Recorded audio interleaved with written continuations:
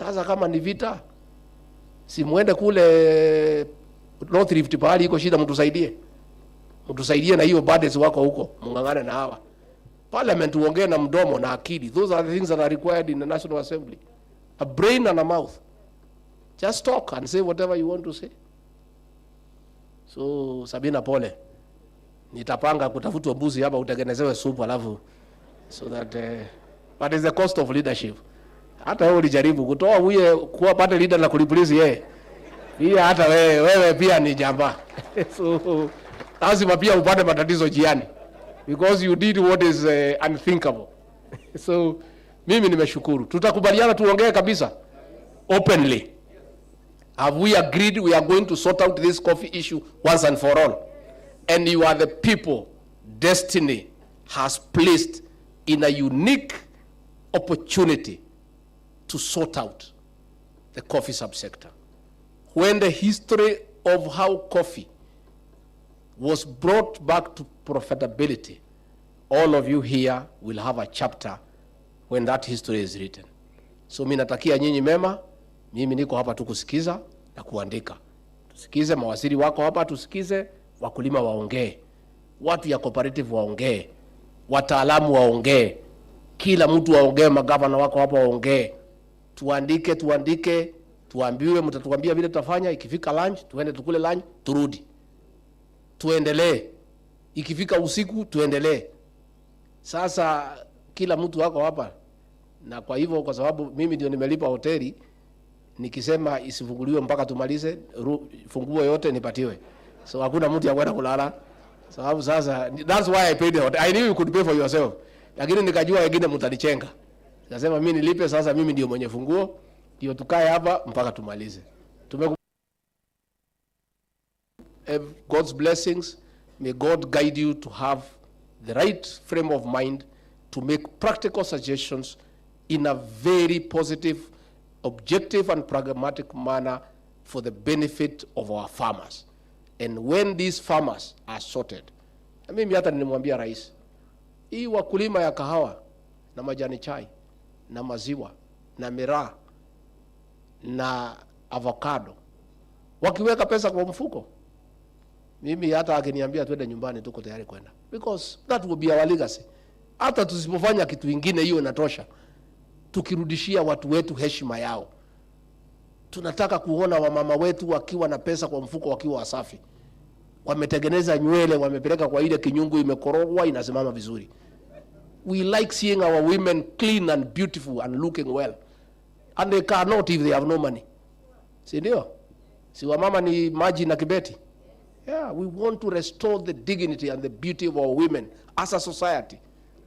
Tunataka hao wazee aende kwa mfuko atoe 3,000 apatie bibi yake kwa sababu ya kumpenda bila kumuuliza anaenda kufanya kazi gani naye. Lakini saa hii akipatiwa 1,000 anaambiwa aeleze inaenda kazi gani. Because hiyo 1,000 hakuna pesa nyingine isipokuwa 1,000. We want to go back there. And I can tell you as an administration, if we succeed to restore the dignity of our farmers and the Kenyan people, that will define the legacy of this administration. And all these people are persuaded. Huyu Linturi na Kuria wanazunguka na Chelugui, they are everywhere. They are working very hard. And I want to commend the 3 ministers. And we'll work together. Where you need my support, I'm available. Kwa hivyo, wapi MC atuambie, how are we proceeding? Mumepanga vizuri? How we proceed? So that sasa tuanze kuchukua maoni. Sasa kila mtu atayarishe kalamu na karatasi. May God bless you and bless you abundantly. Asanteni sana.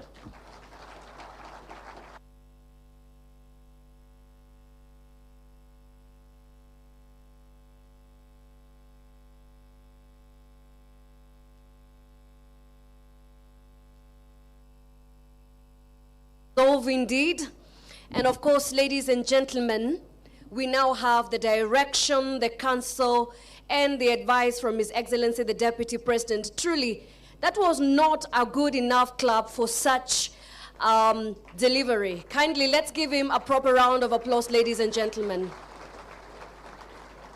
It's taken a long time to come to such a point in history, and I indeed agree it is a momentous occasion and a singular opportunity for all of us herein to charter the course of our history when it comes to bolstering the economy and opportunities for all stakeholders. At this juncture, as we prepare, let us have the protocol team now present the chairs in the front for the plenary.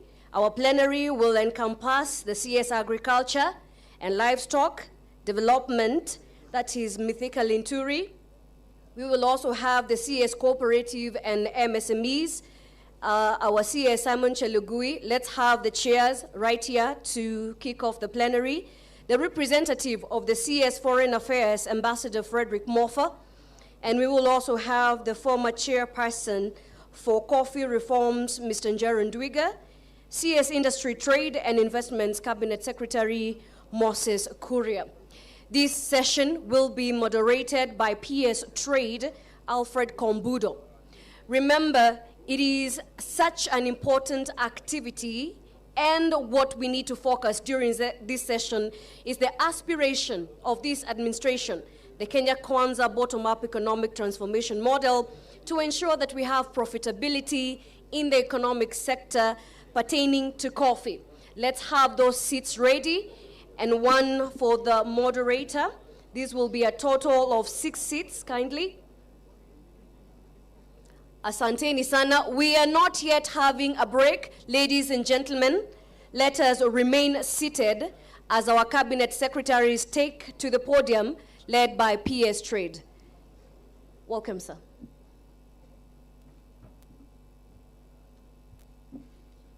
Thank you very much. Good morning, ladies and gentlemen. My name is Alfred Kombudo. I'm PS for Trade. I'd like to ask our colleagues that are leaving the room to kindly hold on, because we are having a very important panel right now, and then we shall continue with a break after that. So please, let's just maintain our seats. To His Excellency, the Deputy President of the Republic of Kenya, to Excellency Cabinet Secretaries present, and also the governors, senators, principal secretaries, and the leadership from the coffee and tea producing areas, and also other leaders present. I would like us to basically start off this panel, which is a panel on what are the aspirations of the Kenya Kwanza bottom-up economic transformation model to bring back coffee to profitability.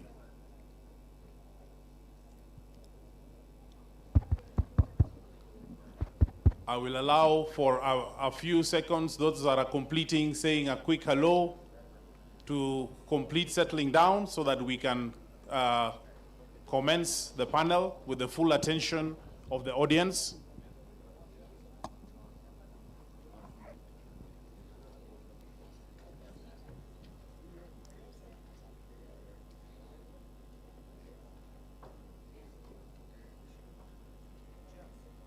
Okay, thank you very much. So let us now proceed. Your Excellency, the Deputy President, and everybody, all the leaders here present. First of all, let me start off by letting each of the panelists introduce themselves. They're well known, but I'd like them to introduce themselves and to tell us what they shall be talking about in the panel. So just your name, your designation, and what you see yourself bringing to this panel. And I would like to start with Honorable the Cabinet Secretaries. We have Cabinet Secretary for Agriculture. We have Honorable Cabinet Secretary for Agriculture, who is here with us today, and he shall be leading us on issues of production and basically sharing his ideas on how he sees the production model proceeding on the basis of the Kenya Kwanza Manifesto. We also have with us Honorable Cabinet Secretary for Investment, Trade and Industry, and he will be leading us on a discussion on how we see the international trade aspects, the commodity platform working, our foreign trade representation, and how we ensure that we get our best prices internationally. We also have Cabinet Secretary for Cooperatives and MSME Development, who is going to be talking to us about how the aggregation model can be basically reformed and how aggregation and value addition through the cooperative model can be done in a way that helps us get the best prices, but also keeps the unique story of the cooperative as part of our selling proposition. We also have Ambassador Matwanga, who is from Ministry of Foreign Affairs, the Director for International Economic Affairs, who shall also be sharing insights with us on what exactly it is that MFA and the international community should do to support our international engagements in the coffee sector. And we also have one of our reformers in the sector, Honorable Njeru Nduiga, who is going to talk to us about coffee reforms and how exactly do we ensure that Parliament, the executive, the farmers, the cooperatives do reforms in a way that work and that the money ends up in the farmers' pockets. So, ladies and gentlemen, allow me to start, and I will ask them a few questions, but allow me to make just one comment, because this is about the bottom-up economic transformation model. Your Excellency, I'm proud to say that I was actually part of a team that was called the Economic Team that helped write the Kenya Kwanza Manifesto. And part of the things that we did were to look at each of the sectors and basically ask ourselves what can be done differently this time. And I remember the very first meeting we had was actually with leaders from Tharaka. I can see Honorable Murugara here, who was in that first meeting that we had. There was Honorable Jafet Mbuki, there was the women representative, and coffee was the very first conversation that we had as part of that team. So it's also quite a great pleasure for us now to be seen to be doing the reforms here. I'd like to start off with a question to Honorable Cabinet Secretary for Agriculture. Production has gone down from about 150,000 metric tons. We say that now it is at about 30,000 metric tons. So the volumes have gone down. But what do we now need to do with everything we've heard from Deputy President and everybody else to bring back the volumes up? But it is not just volumes. How do we bring back volumes up, and how do we bring back the quality consistently so that we are able to have the raw material? Karibu Waziri. Thank you very much, PS, and all the other stakeholders present. And let me start by saying that the issue of increasing productivity of our coffee and addressing the issue of the decrease of the quantity and the quality of coffee that is being produced right now as a number of serious historical issues. And those historical issues and challenges are the ones that we've come here today so that we are able to engage and share experiences with the people that are in this business, the practitioners, so that we can be able to come with recommendations that are practical, that can be able to address the problems that we find. From my experience, because I have grown in this area, and we've been producing coffee for a long time. And I think just like you mentioned, the Deputy President himself, the other speakers have really given the reason to why I think production has been decreasing. And production has decreased over time because we've not been able to give farmers the right price that is so, that entices them, or that is so motivating for them to continue maintaining coffee as the foreign exchange earner or an income earner for the family, compared to what is paid to them vis-a-vis the cost of production, that or the kind of money they put into producing whatever they are paying for. So for us to be able to address the aspect of production, number one, just we want to emphasize that we must be willing and ready to ensure that we have the right markets for us to be able to get the right money to pay the farmer for it to be exciting for him to continue farming. Number two, for us to be able to increase production, we must also be able to motivate and get our farmers back to the farms to increase the area and the coffee production. And getting our farmers back to farming into the farms, I believe we must also be able to come up with ideas that are practical, ideas that will be able to address the high cost of production. And I'm happy that the government and the Ruto administration is very committed in funding or subsidizing production against consumption. And that is why you will find that even the current fertilizer subsidy program that we've been running, in the coffee sector itself, we've had farmers picking coffee fertilizer under the subsidy program for them to be able to continually give the correct formulation of fertilizer for their coffee. You also find that it is now very necessary for us to be able to increase production, to rely on science and be able to use, like, for example, Kenya Agriculture and Livestock Research Institute has developed various varieties of coffee that are resistant to the coffee-bearing disease. It is important for us now, as we get farmers back to their farms, to be able to use also the right seedling, because when you use the right seedling, that seedling, once grown and is resistant to CBD and the other kinds of pests, that will be another step towards increasing productivity. But most important is how, because Kenya, our farmers are small scale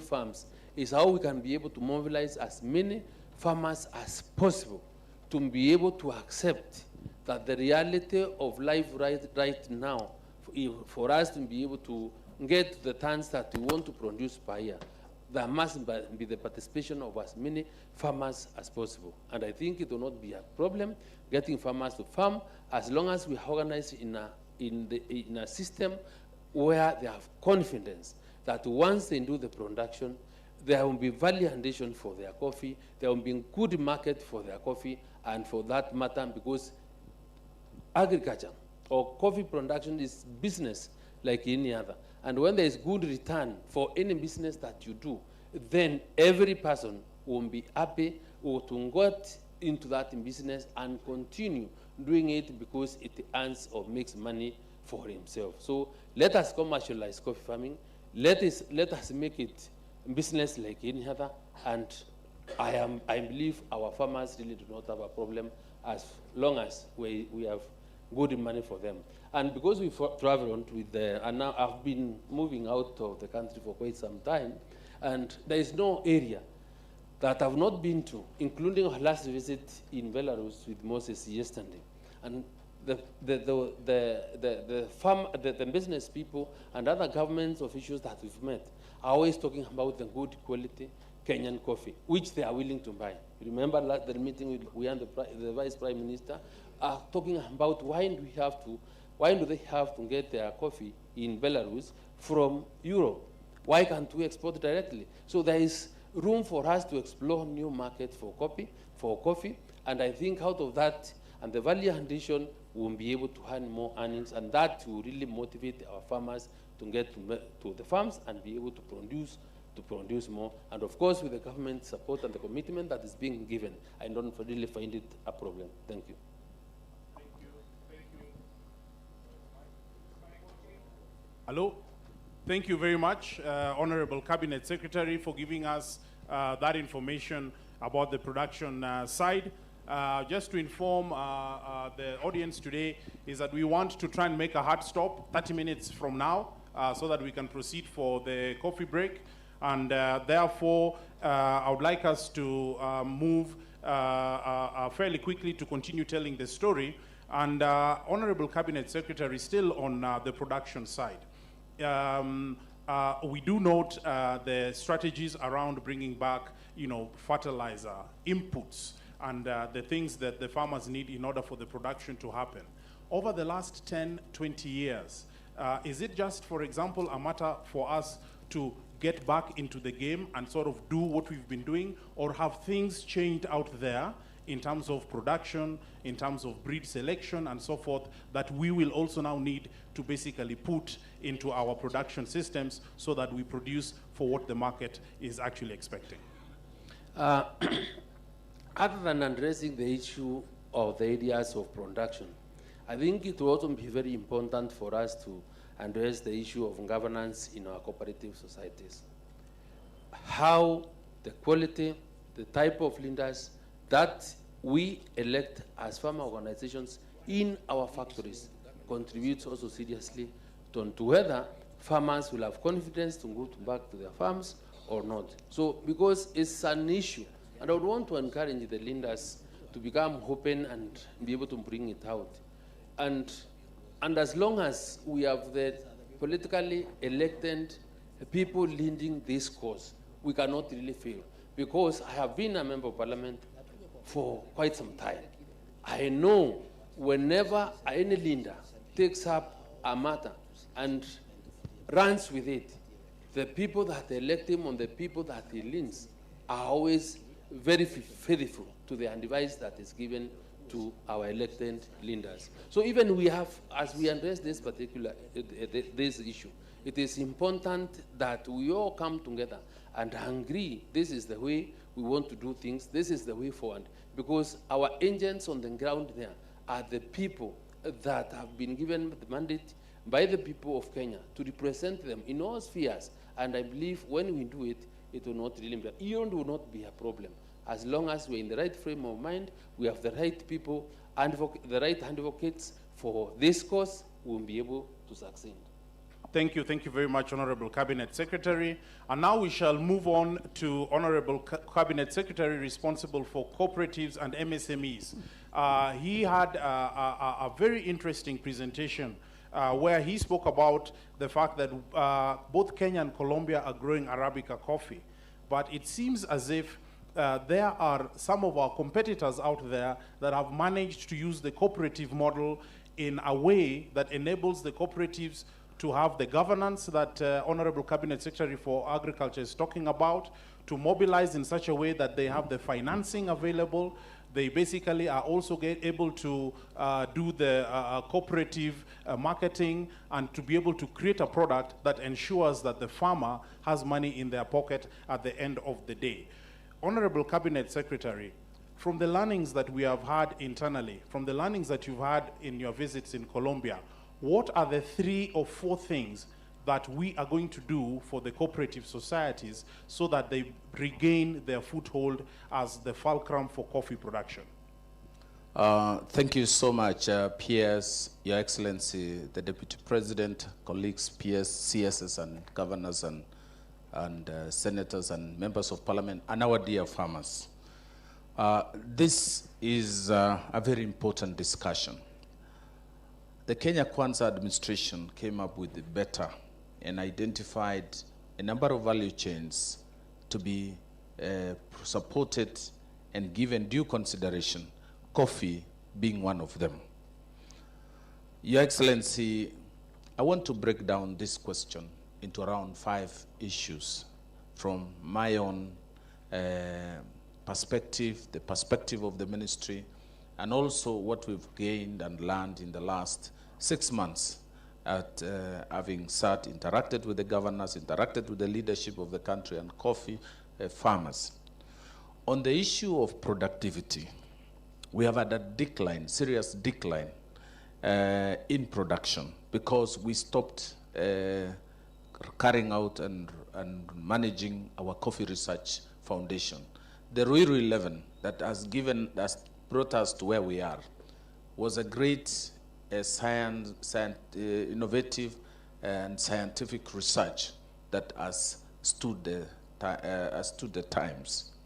On productivity, as you've been told in the various speakers, including the Deputy President, our average production today is 2 kilos. And the biggest challenge there is how much the net return to the farmer. For us to grow and move and we've seen cases here in Meru, we have farmers harvesting up to 35 kilos. We must look at the agronomics of coffee production. What are the agronomics? It starts with the crop. How old is our coffee tree? In Colombia, Governor Gaiga was there. The average tree in Colombia is 20 years. And they prune this tree every year. They take out 5%. They take out 5% every year. And progressively, the tree pushes are renewed. What plans? Through the cooperative model, we should be able to come up with a plan to engage extension officers to be able to manage and support farmers in renewing and refreshing our trees. That way, we will increase our production. The second issue on production is the farm inputs. Through the cooperative model, we need to aggregate farm inputs to benefit from economies of scale. And that will see quality seeds, seedlings, quality farm inputs at affordable prices, and that's why we are proposing agencies like KFA, which is a premier farmers organization, to be revived and empowered so that they have a national presence. On the second issue, and for us, we don't have to grow more coffee trees. We don't have to increase our acreage. We can increase productivity per tree and achieve the same target. And that will come out of improvement of management of the push. The second issue is on price. You realize we have a big problem. After diagnosing the whole value chain, we have a problem at the marketing and selling point. Our coffee exchange has been taken over by people who are not farmers or Kenyans. There is we don't have government present, we don't have farmers present in that coffee exchange. In the process, they set and fix prices for this crop. I one day asked managing director of KPCU to give me the coin prices of that day. The prices at our Nairobi Coffee Exchange that day, it was a Thursday, around March, the prices were 182 shillings per kilo of coffee. A bag of 50 kilos was going for $180. In the same day, same grade of coffee was 438 in Ethiopia. The same day we Googled in New York was $800 per similar bag. It tells you, therefore, that we have a problem with our marketing, our coffee exchange, and the management and governance of that institution. It is therefore very important. Through aggregation, we have participation of farmers, the cooperative societies at our Nairobi Coffee Exchange. And that is something that we feel will push our prices per kilo to at least 100 plus. I received a delegation from New Ngariama farmers. And they came to me, I went to Kirinyaga, we had a celebration because they paid the highest price almost nationally, 110 shillings. To us, it deserved a celebration. But elsewhere, this price is really very low. And therefore, and also, I remember Kipkelion, when they sold their coffee directly to Korea, they were paid 150 shillings. They called for national prayers for that price, to celebrate a price. And from that day, they received a lot of fights and backlash from brokers and dealers. We had our late governor, GACHAGUA, of Nyeri. He organized the same and looked for external markets. And there was a boycott by the buyers and brokers and dealers of coffee. And therefore, what that tells us is we have to really focus there if we are really to have true and fair discovery of prices. The third one is aggregation. Through economies of scale, we can mobilize, we can mop up coffee to a common, to share services, including milling, including warehousing, including marketing, through aggregation, we can also pool together. And I'm really in total support of the suggestion by the Deputy President that we come up with a minimum tonnage per society so that we promote either matching of societies or we increase production. That way, we will be able to manage our cost of production, and in the end, the farmer benefits. Because when we save cost, we can now plow back that saving to the final price the farmer will get. We need to look at also the markets, alternative markets. Through this aggregation, we can have, through our trade officers, trade attaches, and also specific officers manning out external station, we should be able to identify alternative markets. It is also possible that Kenya cooperative coffee exporters can invest in value addition, because what we've seen, 5% of our coffee is consumed locally, while the other countries, including our neighbors, Ethiopia, are consuming up to 30 and 40%. That way, they have been able to plow back the benefits of value addition back to their farmers. And you will realize farmers in Ethiopia earn better than the farmers in Kenya. Second to the last is the issue of savings. I came here the other day, year to circle, with the CS Agriculture, and found out that the same farmer, the same coffee farmer, tea farmer, macadamia farmer, can actually be mobilized to save for a better day, for a dry season. Year to circle is a circle, a smallholder farmer circle. Started about, I think, 7-8 years ago. To date, they have an asset base of 2.5 billion. From the 20 shillings, 30 shillings savings per kilo that they put in that circle, they now have branches all the way to Kitengela.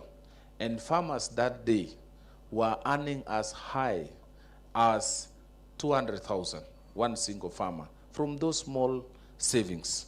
Therefore, we can promote financial inclusion through aggregation by supporting the farmer. We can also improve the social protection of the farmer. We change it from social protection to a social security by investing through aggregation and putting together the farmer's produce saving. Finally, is on governance and leadership. We've had a challenge in our cooperatives. The splitting and breakdown of our societies began during liberalization. And I have realized that came as a result, the dicing and slicing of our societies was as a result of the scramble of this group. The new millers, the new marketers who came on board, came and disorganized our societies. Because of that, our production went down. Because of that, we now have less productivity. And for us to restore back the tonnage, the production, we must go back to ensuring the Commissioner of Cooperative, through the new cooperative bill, which is now undergoing cabinet approval, can ensure the Commissioner of Cooperative as an eye, and working together with the county governors, we would want to ensure the cooperative movement in our respective counties is strengthened, and you have a clear high. I want to mention and pick out Governor Kaiga of Nyeri. He has allocated over 10 million shillings. He allocates 10 million shillings every year to train and build capacity of these cooperative officers. And by doing that, we have lesser politics, lesser challenges in Nyeri as far as cooperative movement is concerned. Odaya Farmers Cooperative is still intact. We had splitting in Mukurweni before devolution, but that stopped after devolution because of county government intervention. It therefore means if county governments can really focus on strengthening governance and leadership in our cooperative society, we can push our production up.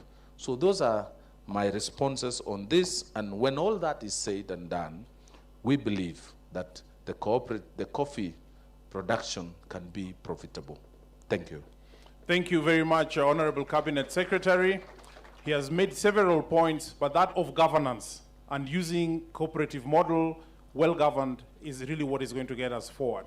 A quick thing is I want to make sure that our rapporteurs are already beginning to write down the emerging recommendations and ideas that are coming together, so that then as we move forward through the rest of the day, we will be able to codify these into action points, because that is why we are here.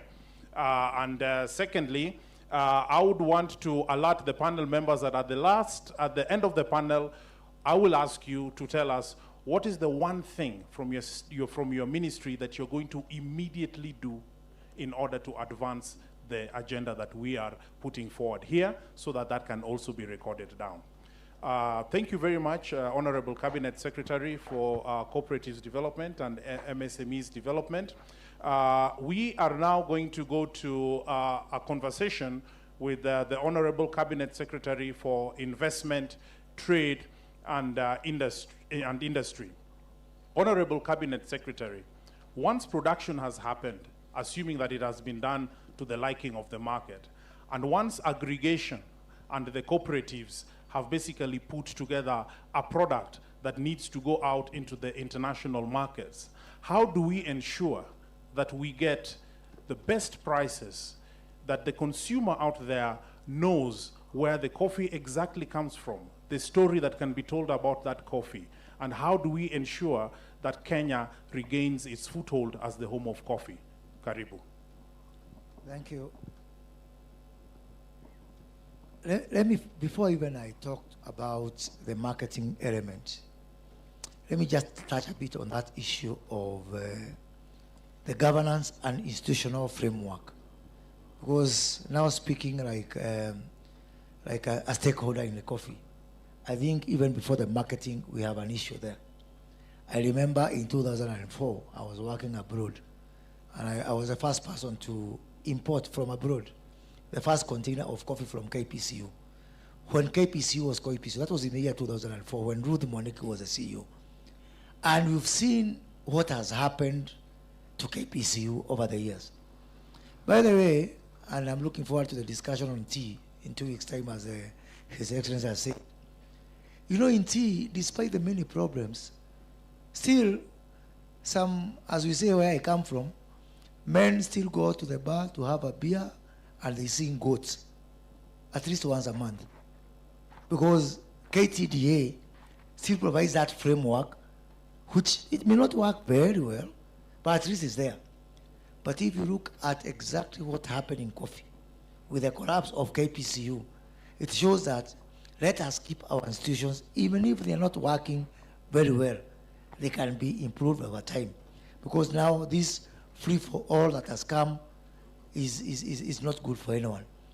And we have been having two cartels, two layers of cartels. I have encountered both of them.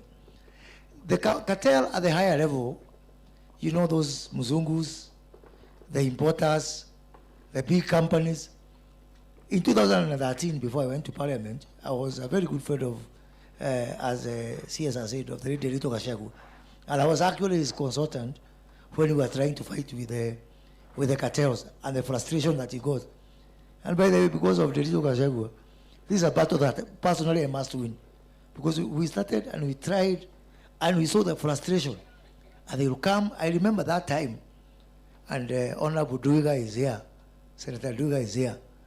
Senator Duiga, if you remember, when Derito GACHAGUA started, and yourself also, the German former Chancellor, Schroeder, had to come in and see President Kibaki, just to ensure that we don't continue with the efforts that we have made to liberate our people from this. Now later, we have opened this discussion on our cooperatives, which is the second layer of cartels. There is no worse cartels in this sector than the cooperatives.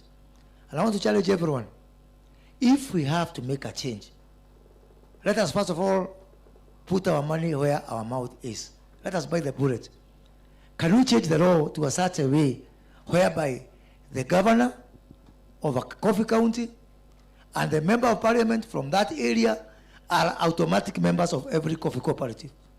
So that we can have people who are accountable. So that we can have people who can be asked questions by Mwananchi. And I'm saying this because when I became a member of parliament, I said, now I'm going to fix coffee. It's my chance. So I called my cooperatives. And one guy, he was a chair of Kiambu cooperatives and also from my area. He told me, kukula lazima tukule. Kwa sababu sisi sio yai. Yai ndio tu haina mdomo. Haiwezi kukula. Kwa hivyo kukula lazima tukule. And I was very frustrated. But unfortunately, I couldn't do anything. Because what do you tell a cooperative? You are a member of parliament. The cooperative is devolved. The governor has no say in that particular cooperative. The member of parliament has got no role in that cooperative. So in this, because His Excellency has said we have to bite the bullet now, let us bite the bullet by showing those people who think that they own the farmer, that even a member of parliament and a governor, they also own the same farmer. So by having them in these cooperatives, so that they can be able to answer the question on behalf of the people that they represent. Otherwise, it can be very frustrating. Now, as I move on now to the next issue, which is the price. The only way to fix this price is nothing but value addition. And this value addition in two ways. If you go to Starbucks, and I travel quite a lot, a 225-gram sachet of what they call Kenya AA, the best coffee, it goes for somewhere in the region of $22. Now do some mathematics. It means that a kilo of that Starbucks coffee is somewhere in the region of $100, or by the current exchange rate, 14,000 shillings. Even if you use a factor of 10 to go back from that sachet to the cherry, you'll find out that there's no reason, and I believe there's no reason why a kilo of coffee cannot charge minimum 1,000 shillings. Na hata ikipungua sana, I believe if we do the right thing, we can be able to give 500 shillings to the farmer. I believe it's possible. And I believe it's doable. That time, when I was in parliament, I started to try to move a bill to say, let us not export our coffee raw. And I was fought a lot. You remember, there was a big debate for almost 6 months. And you know, people want to fight you. They come up with all sorts of excuses. Unajua, kahawa yetu inaharibika. You know, there's a shelf life. All sorts of, the same way they were frustrating Derito GACHAGUA with all sorts of silly arguments. It's the same thing they brought. Oh, you know, the shelf life cannot go, it will go bad. You know, you have to make the coffee close to the consumer. Those are what I call, sorry for this, and I'm not racist, Muzungu arguments. And that's why I am focusing on emerging markets. An emerging market is not going to give me those kind of an argument. It's not, if I go to India, if I go to China, if I go to the Middle East, if I go to Indonesia, if I go to the largest market that we have, which is the rest of Africa, they are not going to start telling me kwamba kahawa itaharibika. So one, we focus on value addition and we focus on new markets. The Vice President of Colombia was here the other day, and we had a meeting with the Deputy President. And one thing that came clear is a number of variants or derivative products that can be able to be gotten out of coffee. Yetu, Magonia, Green, the way we have done it since independence is the way we are doing it. Now, with the county aggregation and industrial parks, which I'm very passionate about, we can be able to create one, value addition in the county, and we will do it. Two, a county brand. So, Governor Kawira Mwangaza, because your tender is closing today, and because I believe we can start operating this KIPE in 6 months' time, let us also start working on Meru Coffee, a distinct brand of coffee, which even somebody in America or wherever they are, they will know that this is Meru Coffee. And not just coffee. Let us have Meru chocolate and all those other variants of products that you can be able to get. So these county aggregation and industrial parks are very important because, one, the government itself, we are replacing one broker to at least a broker with some conscience, which is the government. Yeah? Because Kawira Mwangaza and myself will be asked questions by the people of Meru. Yeah? So other than just depending on brokers and those middlemen, we can be able to do something as ourselves. And I'm very, very positive that within the next 1 year, using these county aggregation and industrial parks, we are going to bend the curve on coffee, on other products, on productivity, and actually, within the next 1 year, Mwananchi will be smiling. We'll be able to put real money in people's pockets. And for the international marketing, we are opening warehouses in DRC, in Dubai, in those other countries, so that even somebody from Kariene down here can be able to export coffee to South Korea even if they don't have a passport. Because right now, why we have a problem, only the big shots, only the big people can be able to participate in this market. But using aggregation, which Honorable Cherugoi has talked about, using the county industrial parks, using our export warehouses, we can be able to place coffee in South Korea, and that money will be able to reach somebody in Kariene, even if they don't have a passport. Deploying also e-commerce, which is something else we are working on, our commodity exchange, and CS Cherugui, I want to challenge you, let us support the commodity exchange. Let us actually ensure it is funded, so that Mwananchi can have an option. You want to go to Nairobi Coffee Exchange? Go. You want to go to the commodity exchange? Go. So that we have some sort of competition and we are able to give value to the farmer. We have now just signed an agreement with CNN for the next 1 year, and using this partnership with CNN, for the first time, you'll be able to see Kenya Coffee on CNN starting from next week, so that we are able to reach everybody. We create that cool effect on our coffee through international marketing. But ultimately, as I conclude, I can't do that alone as a ministry. Linturi cannot do that alone, and Cherugui cannot do that alone. When we went to Nanyuki in January, we established what we are calling the value chain approach. This value chain approach is whereby we all work together. We don't operate in silos. We don't say, I am agriculture. That's why you found me and Linturi are going out together. Next time, Linturi and Cherugui will go and attack something else together. They were here in Meru. Me and Cherugui will go and do something together. So, Your Excellency, I also want to request you to help us to strengthen this value chain approach, because it needs some coordination at your level, at the level of the Prime Cabinet Secretary, because we need to align. You need to help us to have this working together. Our budget now this year, the 2023-2024, for the first time we have used this value chain approach, whereby we are saying it doesn't matter. I have heard reports that we have got 260 billion within the value chain. Personally, it is not in my ministry, but it doesn't matter. If my brother Linturi has it and he produces, mimi itangangana huko and I will create the market. But the most important thing is to have a coordinated approach, because as the Deputy President has said, we must be that generation that is going to fix this issue for once and for all. And because najua kuna watu wengine wanafikiria kwamba we are not going to perform.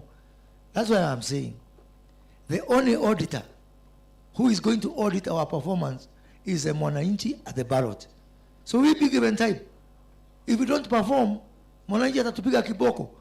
But I'm sorry, in these plans, my only institution I can report to is, other than my president, my deputy president, is Parliament, who just got an oversight role, and the voter at the end of our term. So I'm saying this because nimesikia watu wengine wakisema ati sijui finance bill does not pass, wataandamana. Where andamana after 5 years? Tuende kwa Mwananchi after that. Because Mwananchi is not stupid. They can see what we are doing. We need to be given time. We put all these plans into place. so that by 5 years to 4 years from now, because 1 year is almost gone, then we'll be asked a question. When you guys took over government, the farmer in Meru was getting 40 shillings. How much was a farmer getting by 2027?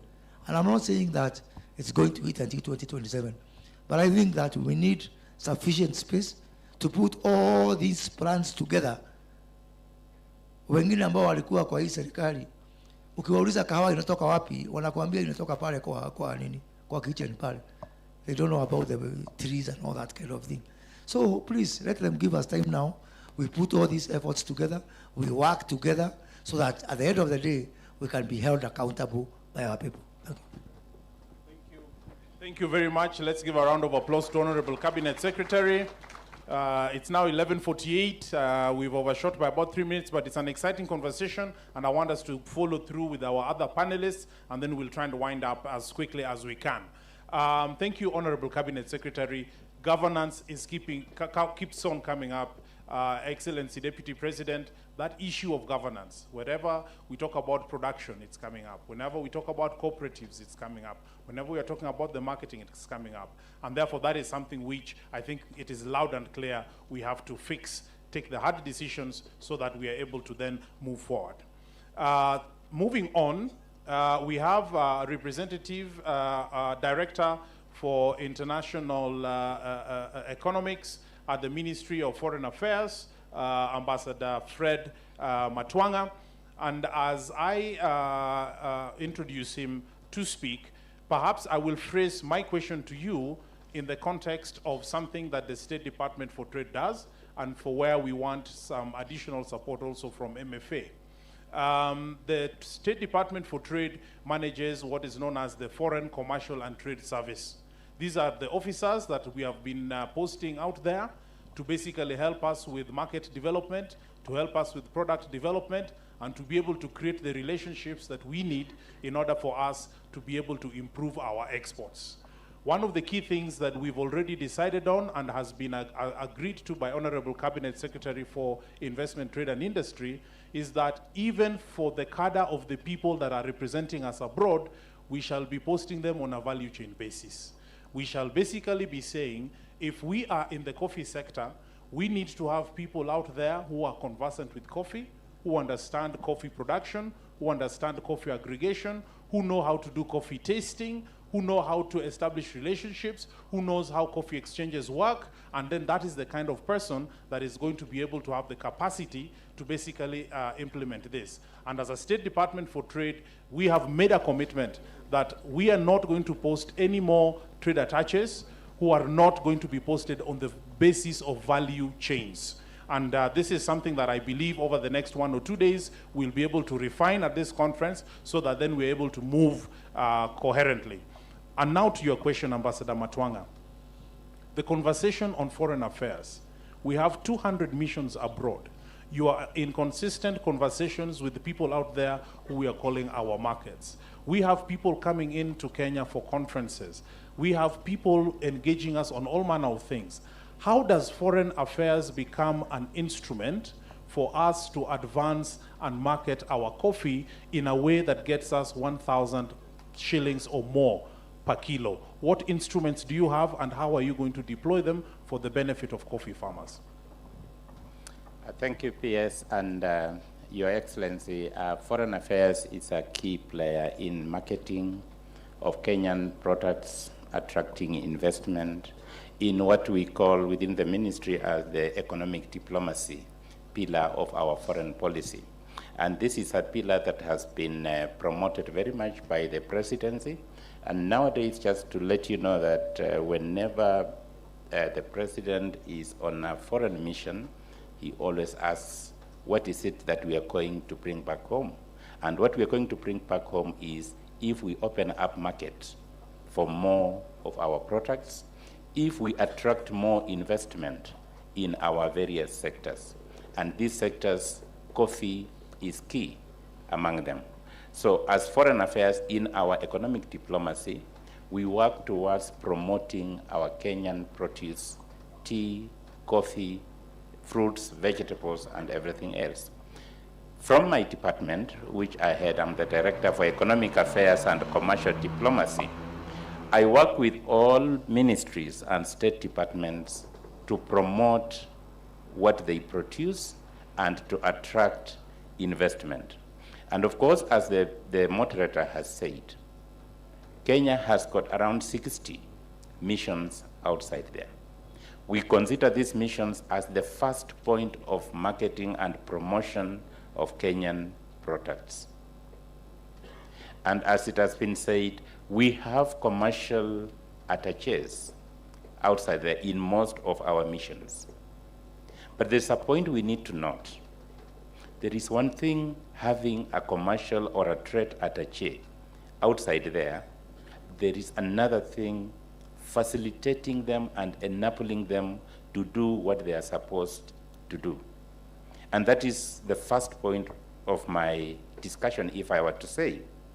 Promotion of coffee is very important. You cannot have the best coffee from Kiambu, from Meru, or from anywhere in Kenya.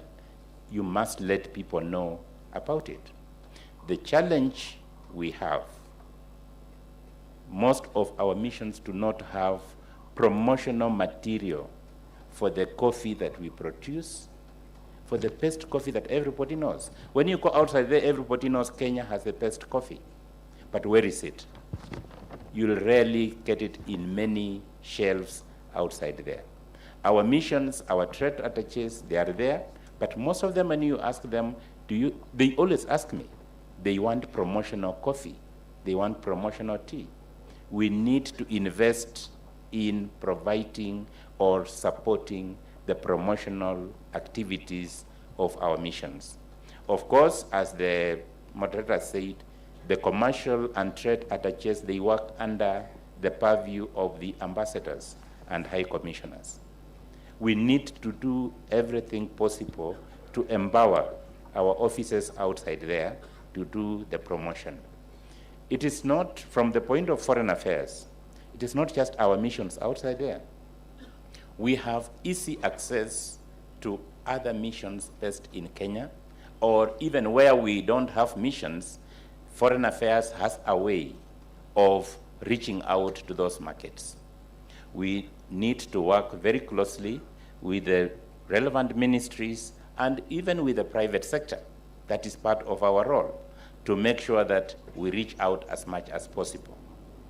The second point beyond promotion is what the CS has mentioned, the issue of value addition and value chain development. Most of the time, we just have Kenyan coffee. If you get it in Korea, it's one of the markets that our coffee is very visible. In fact, 2 months ago, I was in Korea and I could see Kiambu coffee, Nyeri coffee, Baringo coffee, and it's very well presented. But one thing we need to know is that we need to present our coffee outside there in a form and manner that can be attractive to the consumers. We should know what the Japanese market likes, how they would like their coffee to be packaged, how the Asian market likes it, how the European market likes it, how the American market likes it. Not any market is the same. And if we make a mistake of going with the coffee that we went with to the Middle East, to Europe, I think we shall be making a mistake. 3 weeks ago, we were in Israel. When I asked for promotional materials, I was given promotional materials, but when I looked at them, these are materials which had been used in the Arab world. We could not even use them because the Israel market is not incongruent with the Arab market. They wouldn't like to know that we are promoting to them the same thing we promoted in another market. So the value addition aspect, to make sure that we target markets appropriately according to their taste and need, is very important. And the issue of value chain development. From coffee, people make confectionaries, people make beauty products. But most of the time, our coffee goes out in bulk, or if it is packaged, it's just the basic coffee. We think everybody wants to drink coffee.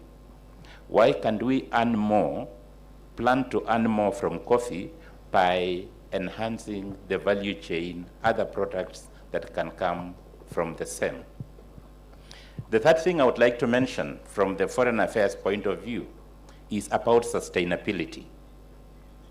When I talk to our colleagues who are helping us market and promote our products outside there, most of our supply chains are very short-lived. In the east coast of the US, there is a Kenyan who got a contract with one of the coffee chains. He was to be supplying 4 containers every week, or every month, not every week. It was only supplied once. The next month, they could not supply. How can we make sure that the issue of sustainability of our supply chains are sustained? Because when the Kenyan lost that, the Ethiopian took it and has been running it for the last 10 or so years. Of course, it's one good thing the Cabinet Secretary has said we are going to open warehouses in strategic places. That is very good. And let's make sure that the supply to those warehouses will be sustained so that when somebody has tasted the Kenyan coffee and wants to get more, it is readily available. And from the foreign affairs point of view, we are ready to work with all the stakeholders in the coffee subsector to make sure that we benefit to the maximum. Thank you. Thank you very much. A round of applause to Ambassador Matwanga. And as you can see, this is the value chain in practice. And this is really what we want to strengthen and institutionalize. Thank you very much, Ambassador, for those comments. 2 things, maybe in this panel or even in subsequent panels, that we will need to talk about is how we ensure that we do not get the pain from having to look for the pain in as far as the scarcity of dollars when it comes to sale transactions abroad. It's hurting us in tea, it's hurting us in coffee and many other commodities. This is something that we'll really have to think through. Maybe there's a panel coming after this that will be looking at that. And as we move ahead, I would like now to invite Honorable Senator Njeru Ndwiga, who's former senator for Embu, but is somebody who is well known and fondly remembered for issues concerning coffee reforms. And for him, I think my question to him is very simple. As somebody who has championed coffee reforms, what you are hearing from our colleagues, how does it sit with you? Thank you, Your Excellency, Deputy President. First of all, let me start by saying that I have listened to you many times. And when people want to hear your words and what you are saying, some of us are looking for something different. We are looking for something from within. Because coffee reforms will not, and you said it, coffee reforms will not be done on the desk and in other places. You've got to be passionate. And I want to thank you because I see that passion in you. And I know, then therefore, we are going to get places. This is a part of a long journey of coffee reforms. And I will remember that in the early, late 90s, actually early 90s, when we started reforms, and I'm happy to see Mheshimiwa Kiraitu Moronge here. Was in Parliament, we formed a team. We formed a team called COTEPA, Coffee and Tea Parliamentary Association, which was then chaired by the late John Mishuki. And Kiraitu was the secretary then, and I was its treasurer. So it's been a long journey. And to date, we are seeing a lot of things, because a lot of things have happened. But these piecemeal reforms have not helped the sector. That's why I am happy that today we are meeting in Meru. First, to look at what we have on the table. And on the table, we have got the coffee bill, which in the last parliament, I, as chairman of agriculture, we passed in the Senate. And I am happy the new Senate has taken up the same bill, and they have done it, a few amendments, whatever it is, we will look at those. I am happy that they're going through with that bill, because therein lies the answer to the problems we are discussing here. The coffee problem started in in the 90s. And very many people don't even know why we are where we are. We are where we are because of some people, and they have delegates in here, Your Excellency. Those people, the war was to kill KPCU. And that was but there was nothing else. It was to kill KPCU so that we start other moribund millers and start other marketing agencies. That was the reason. And they did succeed to some extent, because they got their way, their millers, they got their licenses, they got even statutes changed in Parliament at that time. They became marketing agents, now they are marketing agents. And I will tell you, because this is going to be very, very unpopular with some of us seated in here. All these mills which are now started all over the country, Your Excellency, most of these are white elephants. Why do I say so? When this country was producing 100 and close to 40,000 tons of coffee, we had one mill, KPCU. We had one KPCU, one mill.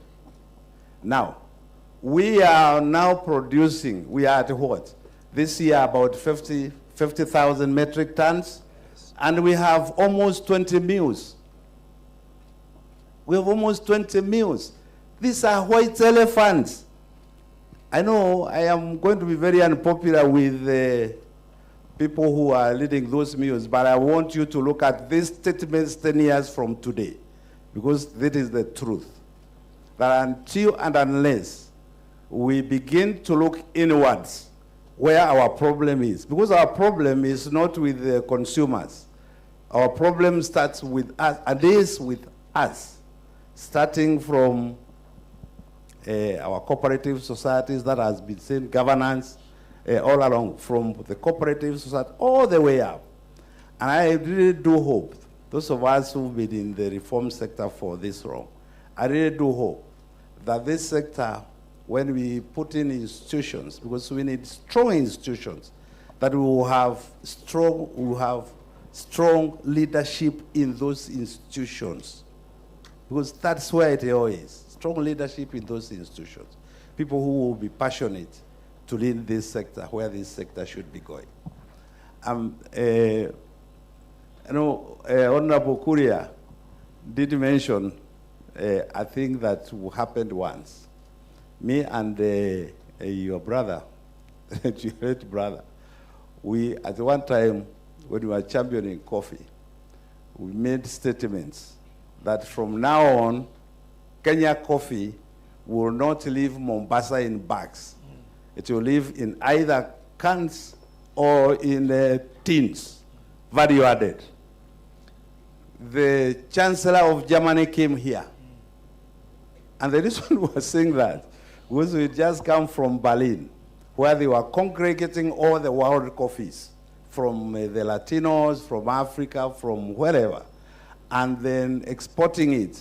Can you imagine that Germany then was the biggest exporter of coffee, and there isn't even one bush of coffee in that place, but they were the biggest exporters of coffee. When we came back, we said, now this does not make sense.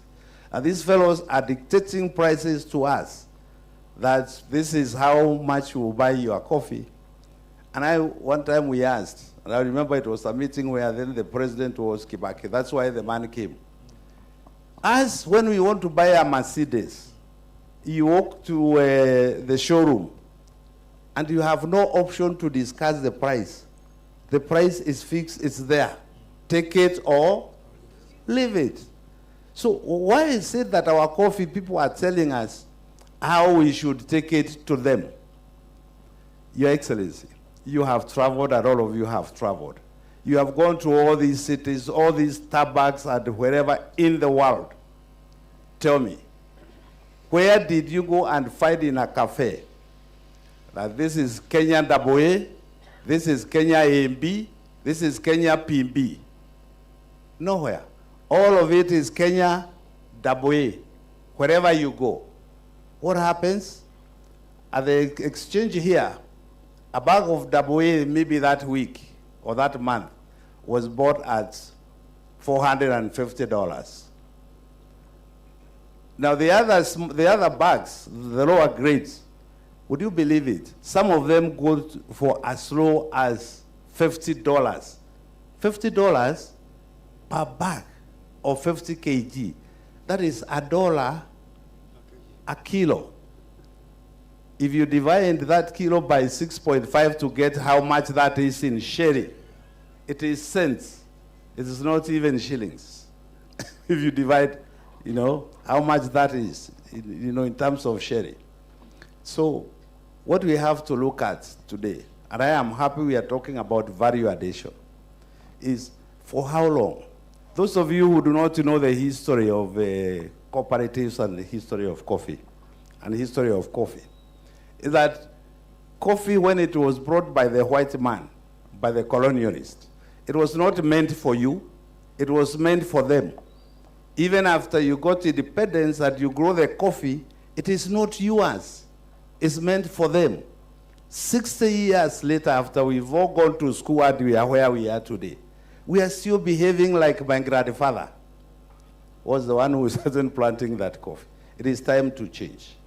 And it is time to change, and I think that this conference will come up with what it is that we are looking for in terms of reforms in the coffee sector, so that the farmer eventually gets what is due for them.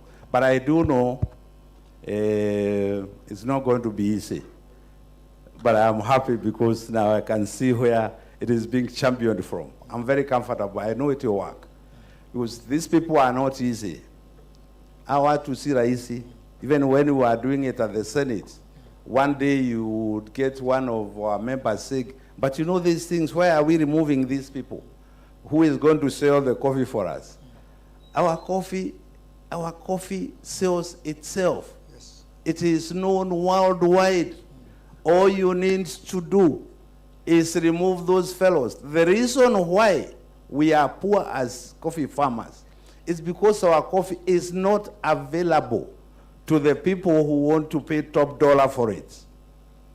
The other fellows, the fellows who manipulate the NSC are only 6, Your Excellency. They are not more than 6 fellows who manipulate the NSC. They are 6. I'll give you the names so you can get to know who they are in different names. And I know you know because you mentioned they come in different forms.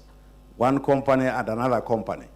And I can tell you, keep carry on, when they started trading with the good beans of Korea, now they're getting top dollar. All the other farmers here who deal with directly with the importers, they're getting top dollar. But our own people,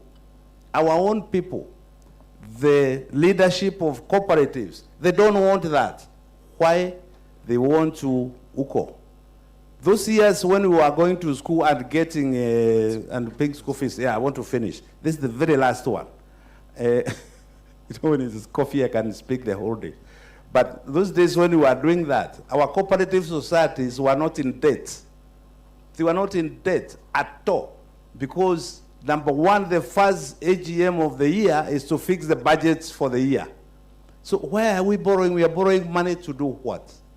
Today you are being told everywhere that we need to pay this. I'm sure wherever he goes, is we want subsidy.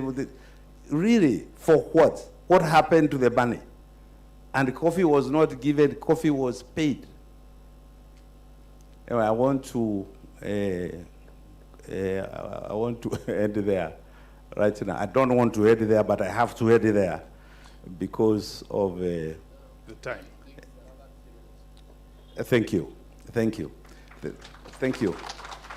Thank you, Your Excellency. The reason why we have problems, and fortunately, I was at the cooperatives, and we changed the laws before I left. The problem we have in our cooperatives is the leadership in our cooperatives. We have leaders who don't even have that coffee. Can you imagine that you have a chairman of a cooperative society whose delivery for 2 years was 200 kilograms? Where do you think he will eat? Eh? This fellow will move his office, his sitting room to the society. So you find 9 of them in your towns, from one cooperative society, until they have come to see the bank manager and get their stipends. That is where our problem is. Our problem starts from down there.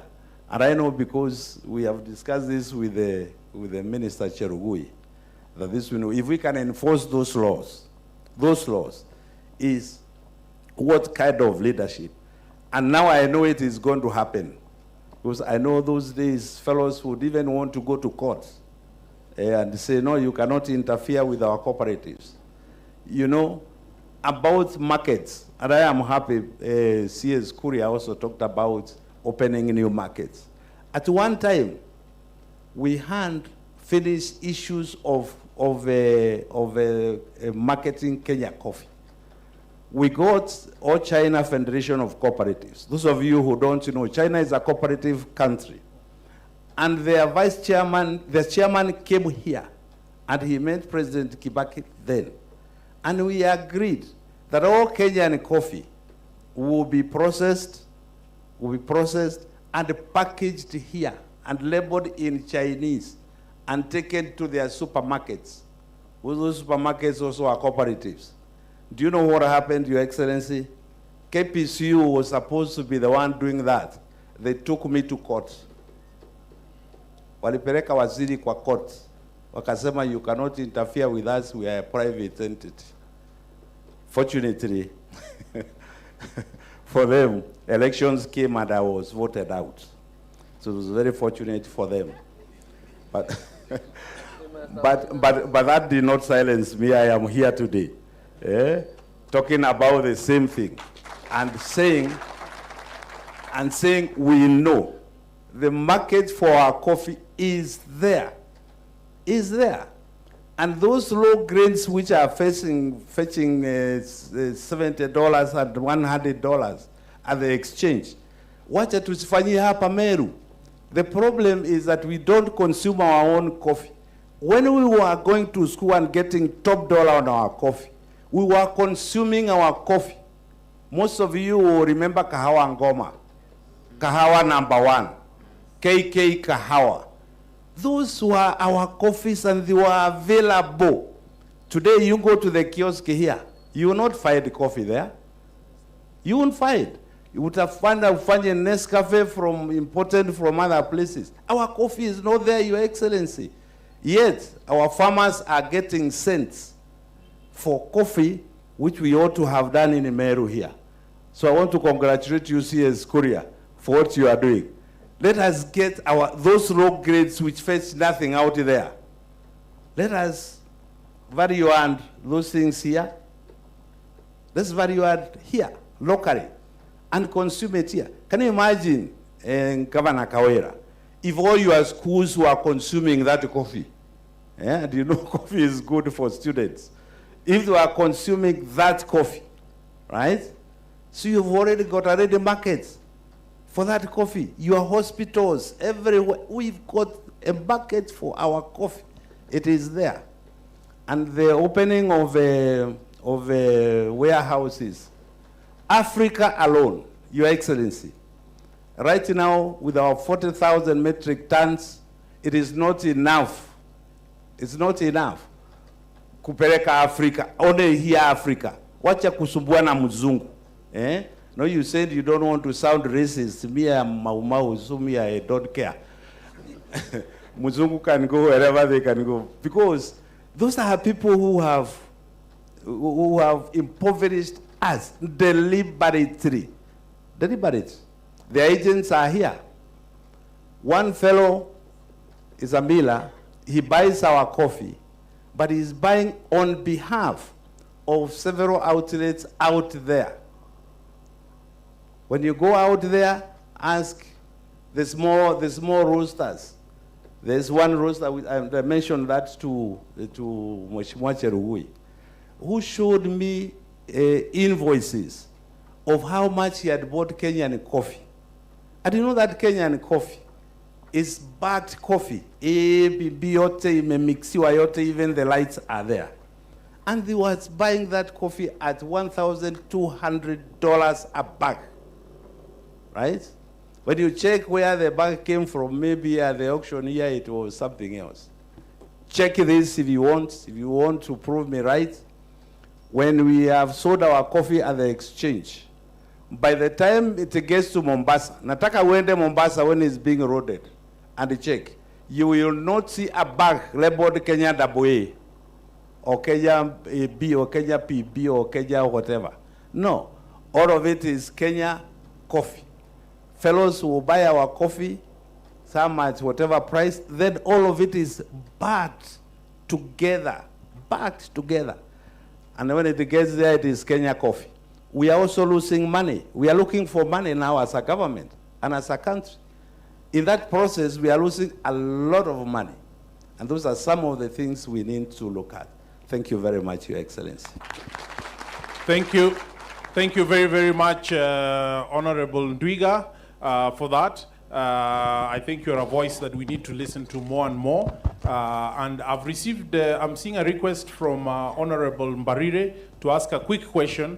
My suggestion is let's take that question and then I will indicate how we are proceeding to close, because we need to close. Well, mine is not a question. I just want to add my voice because I feel we know the problem and we know where we want to get. And being a child of coffee, educated with coffee, I want to get to the bottom of it without mincing words. One, our coffee sector is predominantly 3 companies. And I'll mention them. I don't know why we don't want to mention them.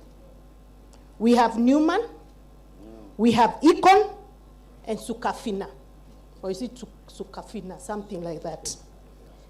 They mill in the following companies. Newman has a milling company called NKG Coffee Mill. Ecom has a milling company called Central Kenya Coffee Mill. Sukafina has Kahawa Bora Millers. And Ecom again has another one called CMS Mills Limited. The same companies transform themselves into marketers. Ecom has a marketing company called Coffee Management Services. Newman has a marketing company called Tropical Farm Management. Sukafina has one called Suka Sustainability. Ecom has another one called Oaklands Coffee Management. Ecom has another one called Sustainability Management. Then they move ahead and become buyers. Newman has one called Ibero, a buyer. Ecom has one called C. Doman. Sukafina has Kenya Coffee Limited. Now, if we don't deal with those cartels, because those are the cartels we are talking about, we will be wasting 2 days here pretending, talking, going round, and we are not mentioning those names. I have mentioned them. Let me see what happens to me today. It's about time we face those people on the face and tell them enough is enough. So stop going around these stories. And they come every time key ministers are appointed. All they do is go to them, and I'm very happy these ones have said no. Go to them with briefcases with dollars. And then they stop taking care of the farmers. So today I want to know, are we dealing with these cartels or not? And if we are dealing with them, how? How are we dealing with these cartels? Because let me tell you, we cannot continue to lead farmers who are suffering, not because they don't work hard, because we have cartels who have taken over even those cooperative societies. They make sure these cooperative societies never work. When there are elections, their chairmen, they prefer, they finance them, they give them money to take their coffee to be milled in their milling companies. We must deal with them squarely. And that is what I want to hear happening today. Otherwise, mutuambie hatuwezi, na muambie Deputy President hamwezi, tutoke twende. Na tusidanganyane hapa. This is a problem. Let us face it today. Thank you very much. Let's have a round of applause for Honorable Governor Cecily Mbarire. Your Excellency, this takes us very, very well as a segue to our next panel, which is basically going to be led by the governors. But before we do that, I would like us to put our hands together for our panelists. PS. No, just a moment. Yes. I think Cecily Mbarire said something very important. And it's important we all give the commitment to Cecily Mbarire, because Linturi here is a licensing authority, and he may want to say something about that. Excellent. So let us have direct responses to what Honorable Mbarire has said. From where you sit, what are you going to do? Yeah, thank you very much, and I'm very proud of Cecily's Mbarire's courage and really mentioning up those people that are really trying to fleece our farmers.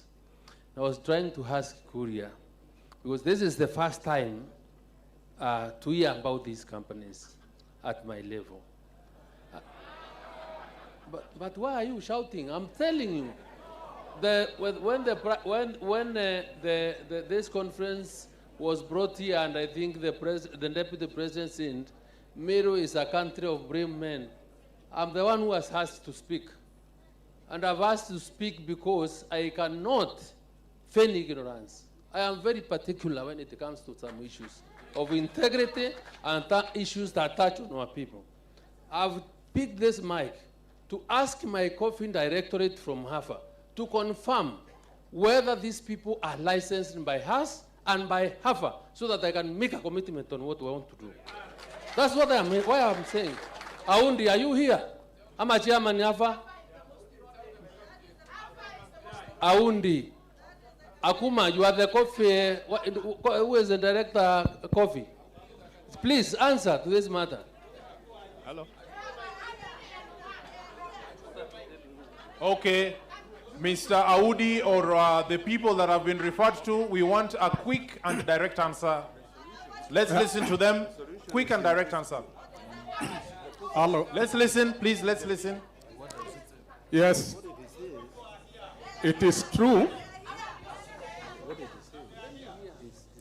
It is true. Thank you, His Excellency, the Deputy President. The CS, it is true. I want to confirm. I'm Benson Apoyo, the Acting Director, Coffee Directorate. It is true, as has been confirmed by Her Excellency Cecily Mbarire. It is true that they are licensed by us, Coffee Directorate, under AFA, Agriculture and Food Authority. It is true. Okay, so we have the answer.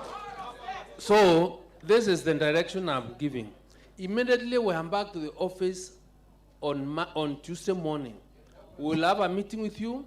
We cannot allow this to happen. If they want to take me to court, they can do it. We will sit down and see how to revoke those licenses so that we have a way of to end that cartel nature. Although Ndrega tells me the coffee bill is also a solution to the problems that the industry is facing. But before we get to the passage of the law, I will deal with it as long as I have the force and the power of law to deal with it next week. Thank you very, very much. I think this goes to the core of why we are here, and regardless of the issues of time, I think we really need to spend some time getting some responses. And let's hear now from Honorable Cabinet Secretary for Cooperatives. Your Excellency, on that point by Cecily Mbarire, the coffee bill, which I mentioned in my presentation, has some gaps. And those gaps can only be, they have mentioned actions like you cannot be a marketer, you cannot be a broker, you cannot be a processor in that bill. But the process has taken almost 10, 15 years.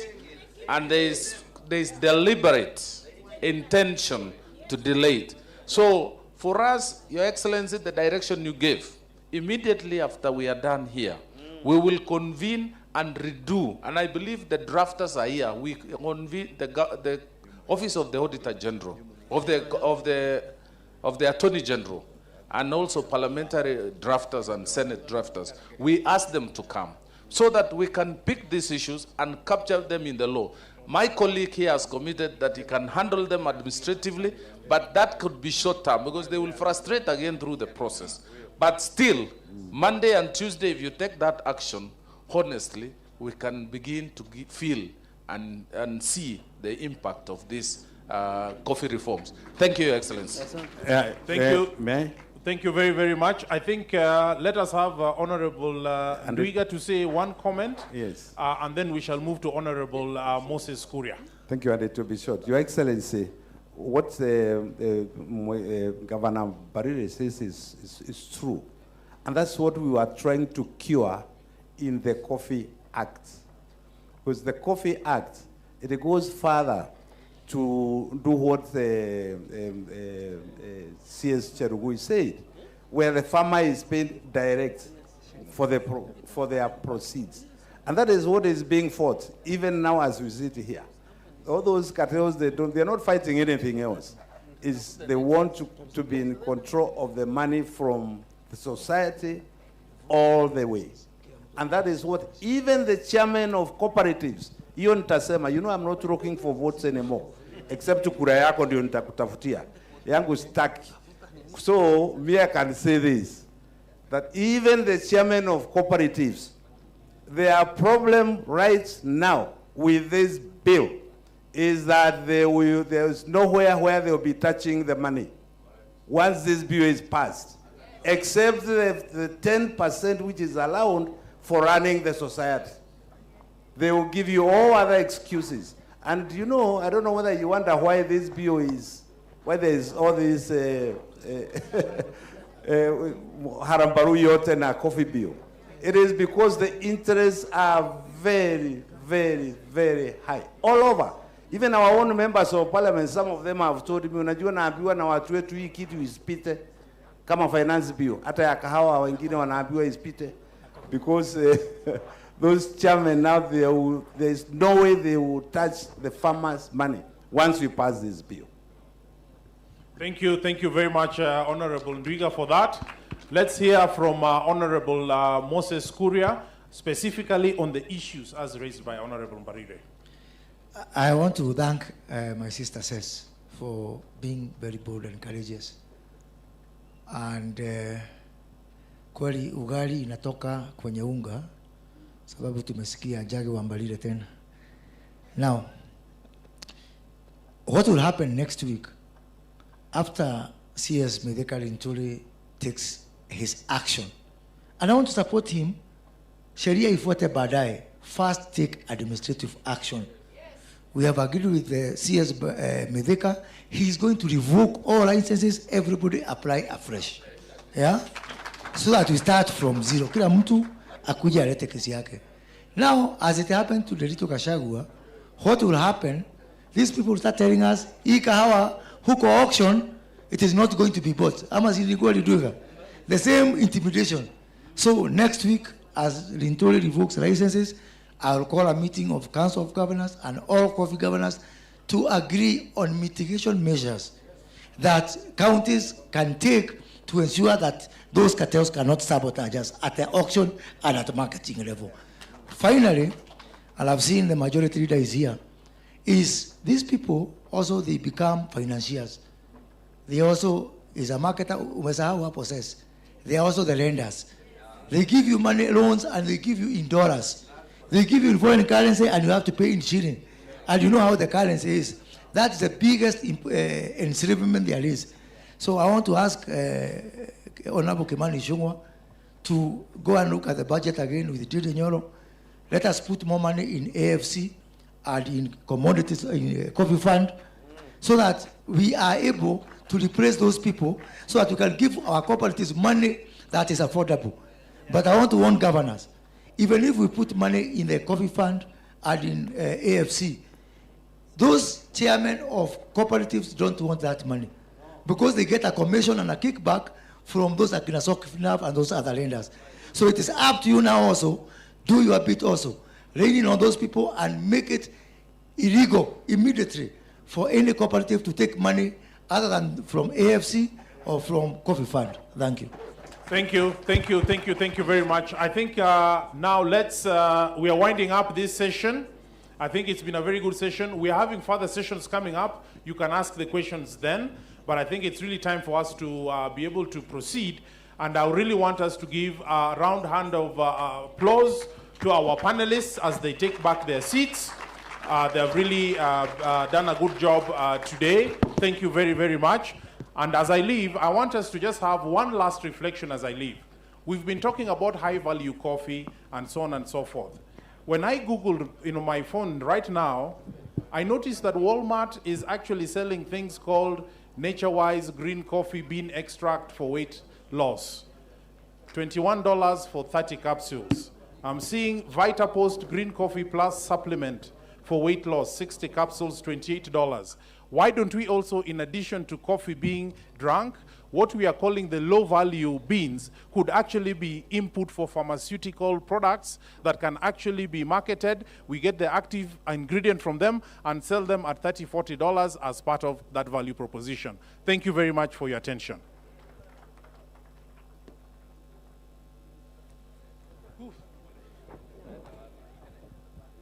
Thank you so much, PS Trade, Alfred Kombudo. Ladies and gentlemen, we are well underway within our program. Due to the interest of the subject matter at hand and the interest of time, we will proceed until we can break much later on for our lunch. At this juncture, ladies and gentlemen, of course, we have had all integral parts discussed by our honorable cabinet secretaries, the ambassador from the Ministry of Foreign Affairs, and the chairperson of the Coffee Reforms Committee, Honorable Jeru Ndwiga. At this juncture, you probably have heard that we have about 70% production of coffee from small-scale farmers. And indeed, those are the most key and integral people when it comes to proper reforms. At this juncture then, we will be covering an area pertaining to the farmers. Yesterday, we had a long day and day-long meeting with the farmers to discuss exactly what they would want to see changed within the coffee sector. Our plenary session now will be based on what do the farmers want to see and how do they want to get there. Tunajua kwamba 70% ya kahawa ambayo inatengezwa hapa nchini ama inakuzwa, basi inapandwa na wakulima wadogo, na hao wako hapa. Kwa hivyo basi, tutakuwa tunapata wakulima hao watueleze kinaga ubaga basi ni nini walipata kujadiliana jana, na ni vipi watapata kupata hayo mabadiliko.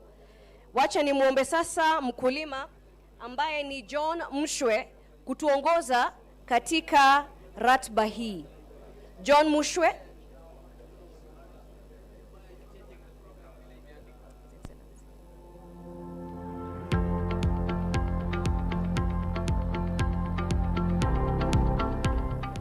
John Muswe or Mwalimu Muswe, and I'm the owner of this farm. This is a coffee farm in Kagai. Kagai is in Mwea, and Mwea is other items.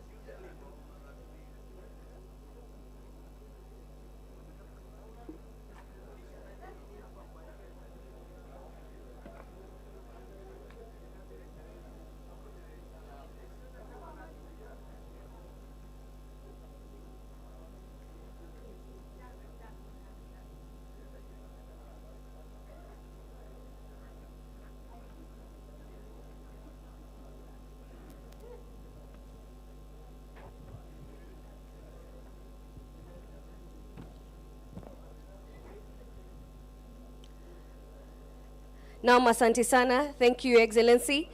We wish at this juncture then to proceed with the panelists from the Council of Governors, where we're going to be covering the aspect of what devolution plays in ensuring the benefit of the coffee value chain. What is the role of devolution to make the farmer benefit from the end-to-end coffee value chain? I wish to invite the Vice Chairperson of the Agricultural Committee in the Council of Governors, His Excellency Mutahi Kahiga, who is also the Governor of Nyeri County. Our panelists will be the governors present here. We have Busia Governor, His Excellency Paul Lutuoma, Laikipia, His Excellency Joshua Irongo, Baringo, His Excellency Benjamin Cheboy. We have Bomet, His Excellency Hilary Barichok. We have Embu, Her Excellency Cicely Mbarire. We have Meru, Her Excellency Kawera Mwangaza. We have Nandi, His Excellency Stephen Sang. Excellencies, most kindly, we request you to proceed to the plenary so that we may discuss rather thoroughly and openly how devolution affects the coffee production and ensuring benefits to all key stakeholders, including farmers. Karibuni sana. Welcome, Your Excellency. Thank you very much. I hope every governor has a seat. Thank you. Anybody else? Asante. Microphones, kindly. The Deputy President, CS is present, Excellency Governors, elected leaders, ladies and gentlemen, good morning. I am here on behalf of my chair, His Excellency Governor Lusaka, who was in Mombasa and has not been able to make it. But we believe that this team is going to be representative enough. We want to appreciate the speakers who have spoken before us. And I would want to begin by introducing our whip, Governor Sang, who is seated there. We have our governor, our chair emeritus of agriculture, Governor Muthomi Njoke, who is now currently the chair health. We have Governor Benjamin Cheboy from Baringo. We then have Professor Barchok from Bomet, His Excellency, who you have heard is doing a lot with tea. We have the host governor, Governor Kawera, Kawera Bishop Mwangaza, and then we have the one who has just blown the house.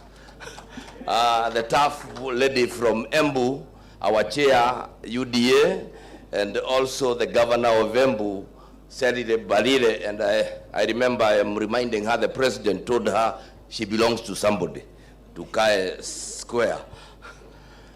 Your Excellency, we have listened to the issues that have been raised. We are the people running the counties, and we are the people who have the farmers.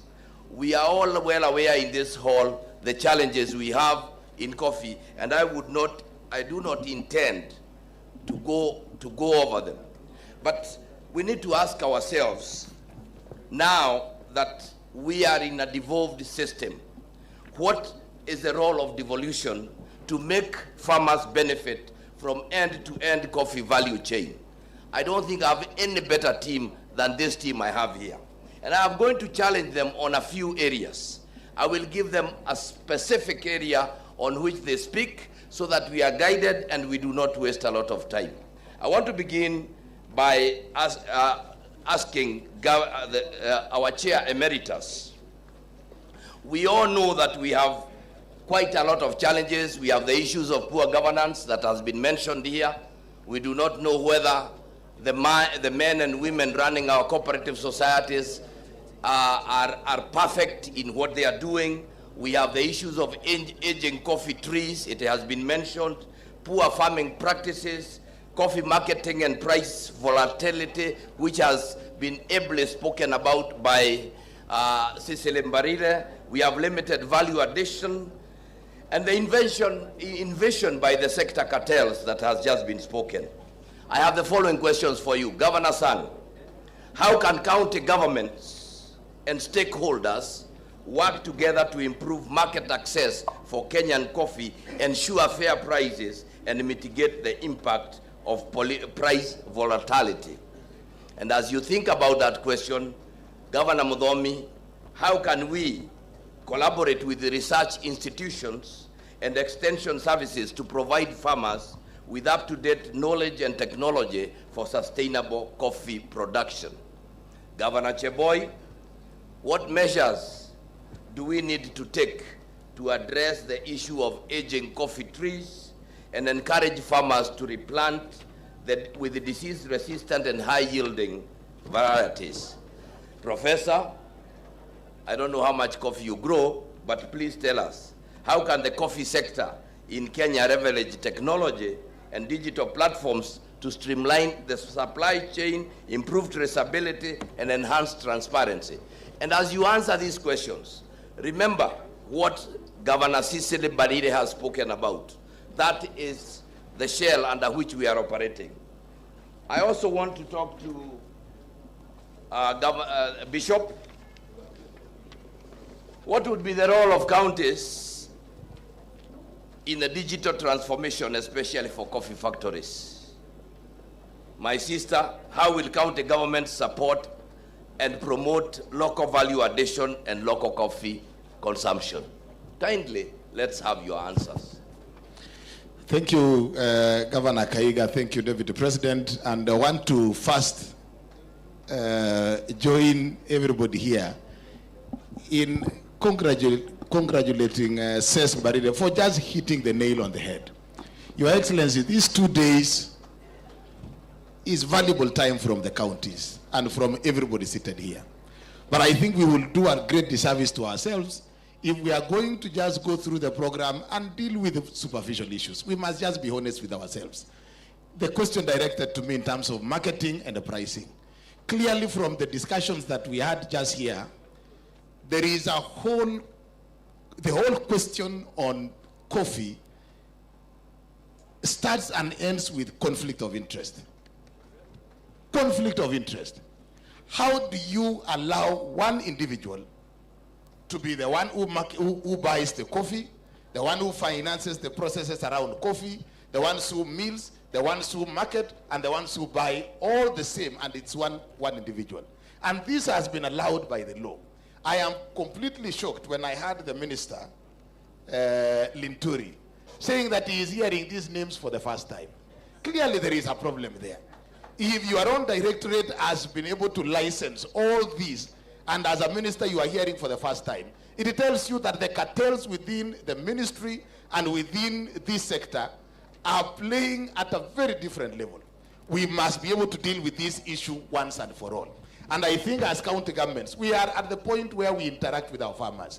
In terms of productivity, we are the entities that provide seeds. For example, my county and many other counties have been supporting our farmers in terms of provision of seeds.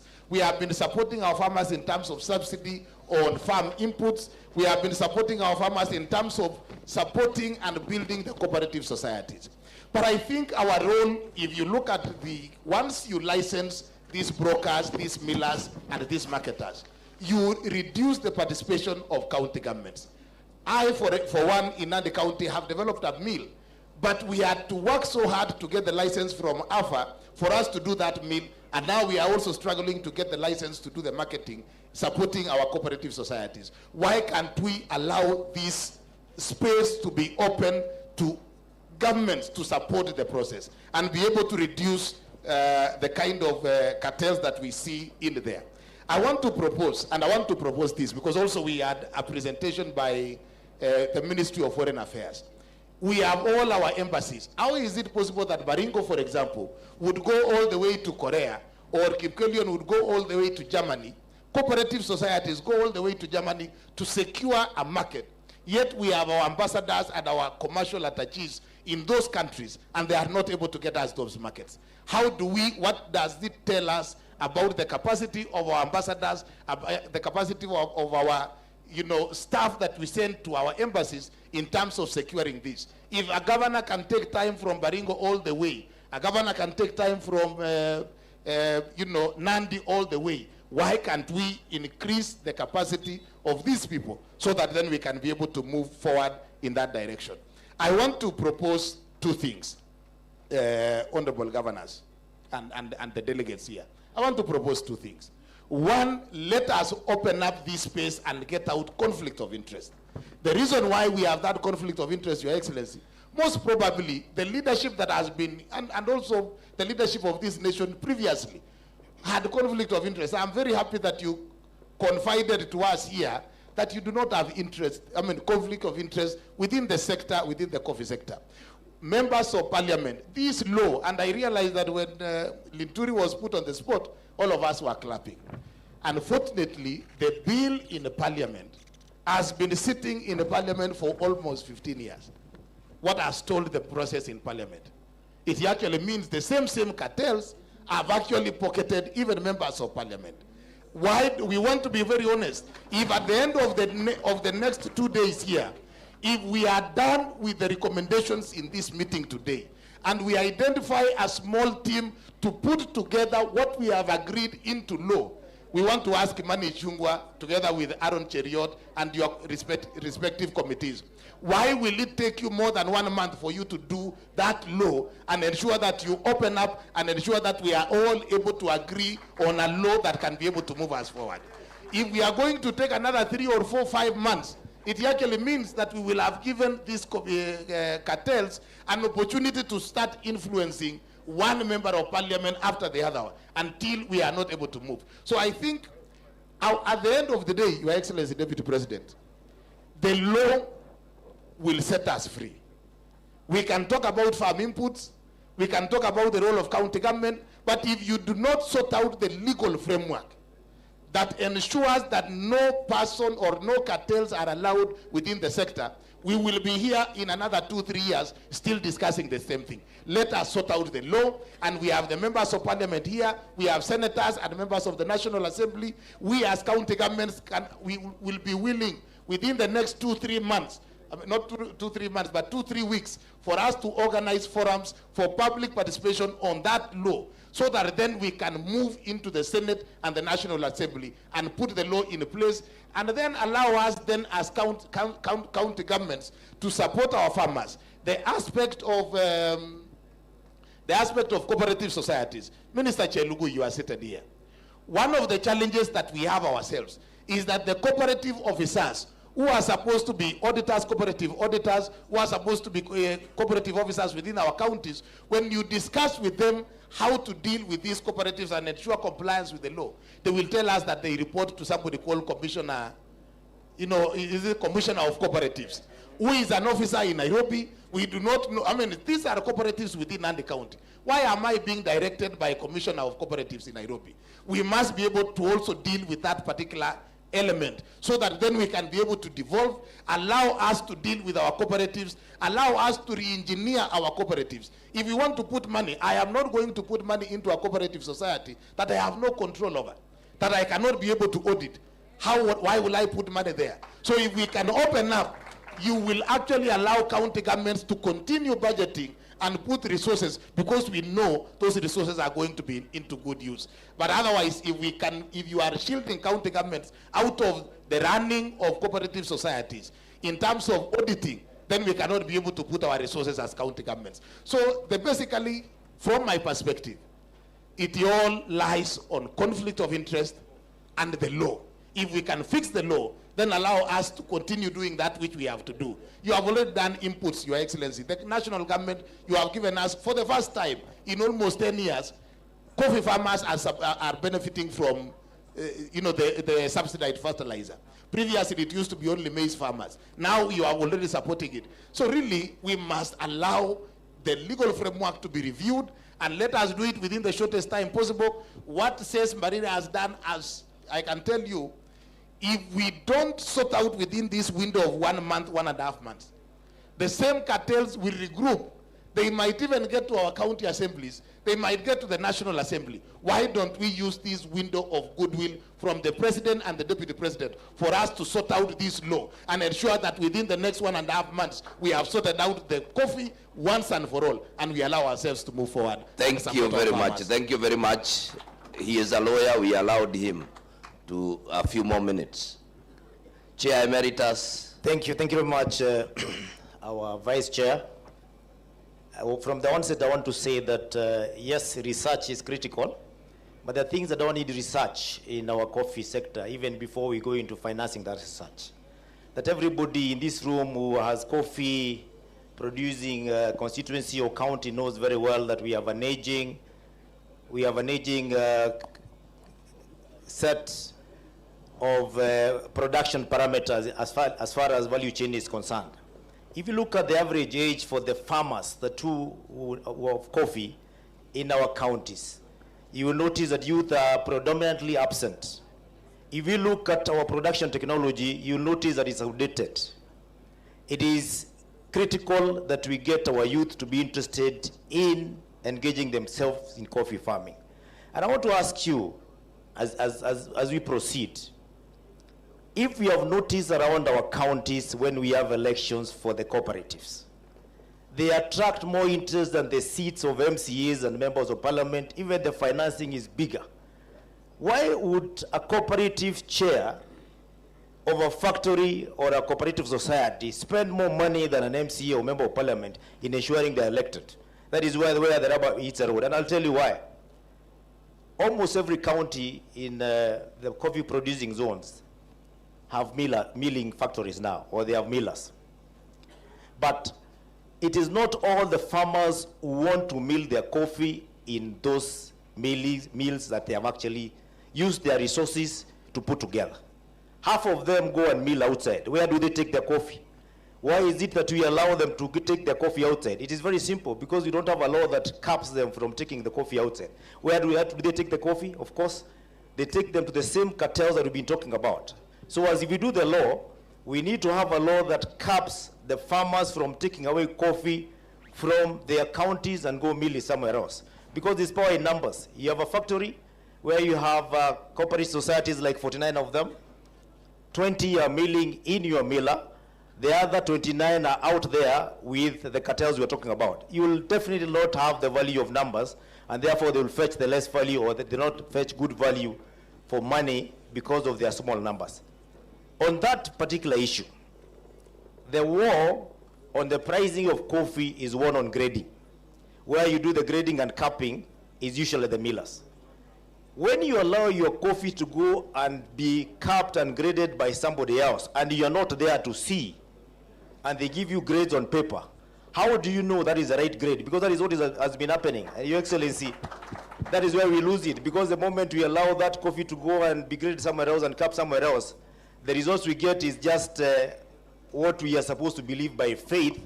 That is what grade was all about. And that is one of the reasons why we should ensure, and I can see my cooperative chair here, he knows what I'm talking about, all farmers must mill in our mills in the counties. We can fix the issue of governance, if that is the case, because we cannot do mills that are going to be just white elephants when people are milling somewhere else. The other issue is that the issue of the cartel has been transacted.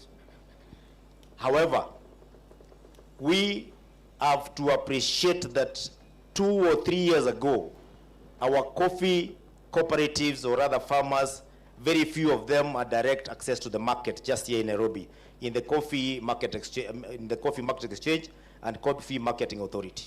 Today, most of our counties have managed to do that. However, and I want to quote my county of Tharaka Nithi, despite the fact that we've received a license to sell coffee in a Coffee Market Exchange and in the CMA, there are bureaucracies by the same cartels there, because they don't give our farmers the code that is required for them to be able to access the technicalities required to sell the coffee. And therefore, they have a license, but they can't sell their coffee. It is time, CS Linturi, as you revoke those licenses, you fix the issues around the Nairobi Coffee Exchange and the CMA to ensure that every county which has got farmers that have got a license to sell can be able to take the coffee to the market without any limitations. The fact that they do not have probably money to get their way around there does not mean that they have to be limited. The fact that they do not have a godfather for them to access that market there, it's not a good reason for them not to be given the okay or the leeway to be able to sell their coffee. And lastly, the issue of marketing by the ministries has been talked about here. I am very happy that Foreign Affairs has been involved, but it is not enough. It is not enough because we need to have involvement of the county governments and also the members of parliament in ensuring that we have a marketing forum, that we can be able to have our ambassadors out there, not only talk about or market our coffee, but also involve the value chain all the way to the county where the coffee is being produced, so that we can be able to have direct market in these areas. So that's what I'm going to say. Thank you very much, Emeritus. I want to welcome Governor Irongo and Wakili, Professor Otuoma. Yeah, Your Excellency, you can see we have some emerging markets like Nandi, like this. They don't have a problem with aging coffee trees. And I had given everyone a question, so I will also give you one.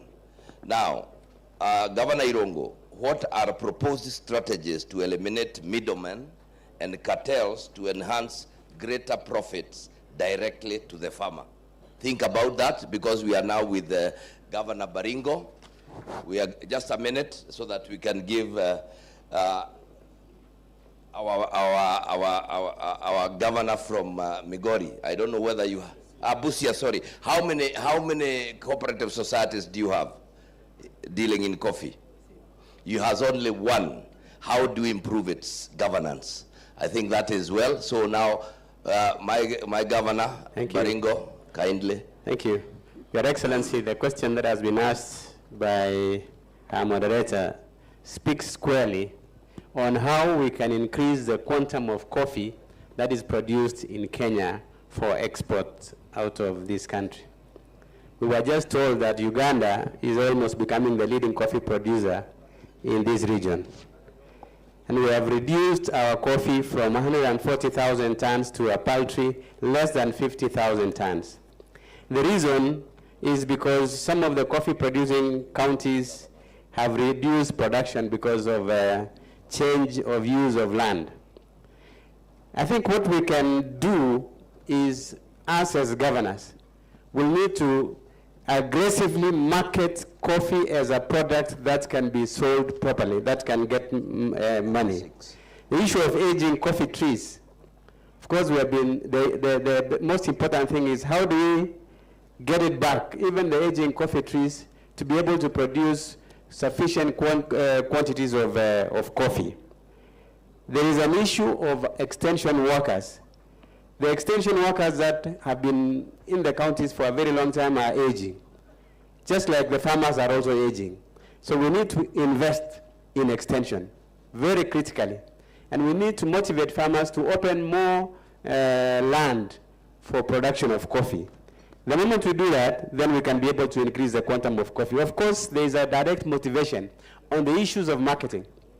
If we sort out the issues of marketing the way it has been addressed earlier on, and I want to thank Cecily Mbari for what she said, then there will be motivation by the farmers. In our county, we can have as much as over 10,000 hectares of coffee. Right now we are doing maybe about 3,000. But if we were to move to 10,000, and the motivation is only the pricing and the marketing of coffee, I would like to commit these governors here that we shall be able to sort out the issue of extension workers to ensure that there is proper training of farmers on how to produce the best quality coffee and how to improve the quantum of coffee that is produced per bush. I was elated to hear that there is a farmer who can produce 35 kgs per bush. Just that, tweaking that. And I think the only way is through the farmers, through the good inputs, through the proper pesticides, and that kind of thing. The other thing that us as governors can do is to manage the cooperative movement. We will support our Minister for Cooperatives to ensure that cooperators are properly trained on the management of their cooperatives so that we can be able to produce and market the coffee properly. Lastly, of course, our role in the integration and the value addition process. I want to agree with my colleague, Governor Njuki here, that it is critical that we process this coffee at source. And many of us have got coffee factories, coffee mills that are in counties. The challenge with these marketers or the cartels is that they come and bribe cooperators so that they can send their coffee to Eldoret, to Nairobi, and all over. We have a coffee mill in Baringo County, but getting the farmers to bring coffee to the coffee mill is a problem because of the motivation that the cartels have in getting the coffee out of the county and being processed elsewhere, knowing that they are both the processors, the marketers, the financiers, and everything that can make the prices come down. We in Baringo are lucky. This year we were able to sell our coffee to Korea. And believe you me, we got more than 600 shillings per kilo of coffee. And this is because of direct marketing. If we deal with the issues of market, then the productivity of coffee in our counties will go high. We will even beat Uganda, and we can even get close to Colombia. Finally, Your Excellency, we may need also to motivate our farmers by taking them to places that produce coffee seriously, like Colombia and the rest. I want to end there and thank you very much. As we also listen to Professor, before we do that, one time Senator Njerundwiga decided that anyone above 70 should not be in management of coffee or cooperatives. I know the backlash he got. Maybe he needs to tell us at a certain stage, because that is what Governor Cheboy has been speaking about governance, whether at 70 you are good to be a judge, but you are not good to be a cooperator. Maybe you need to think about that as we progress, and we listen to Professor. Thank you very much, Chairman. You are right when you mentioned that Bomet is not known for coffee, but tea. But as Bomet, we have also started smelling the benefits that can come from coffee, and we have started warming up to it. And as a government, county government, we have started investing a lot in that particular area, purchasing and distributing seedlings to our farmers. And we have already 21 cooperatives dealing with coffee. So it's an area, as much as Chelugui has said, we may not need to increase the acreage, but I think it's good also to see other areas that have potential so that we can increase our productivity. I don't want to say a lot, but I want to congratulate my sister, Cicely, for being bold enough and saying the truth. I think that is what we need as a country so that we can move forward. Your Excellency, you always say the truth. And we also need other foot soldiers who can also say the truth. So thank you, Cecily. My question was on how we can leverage on technology and the digital space to enhance our productivity and also revenue that comes to our pockets.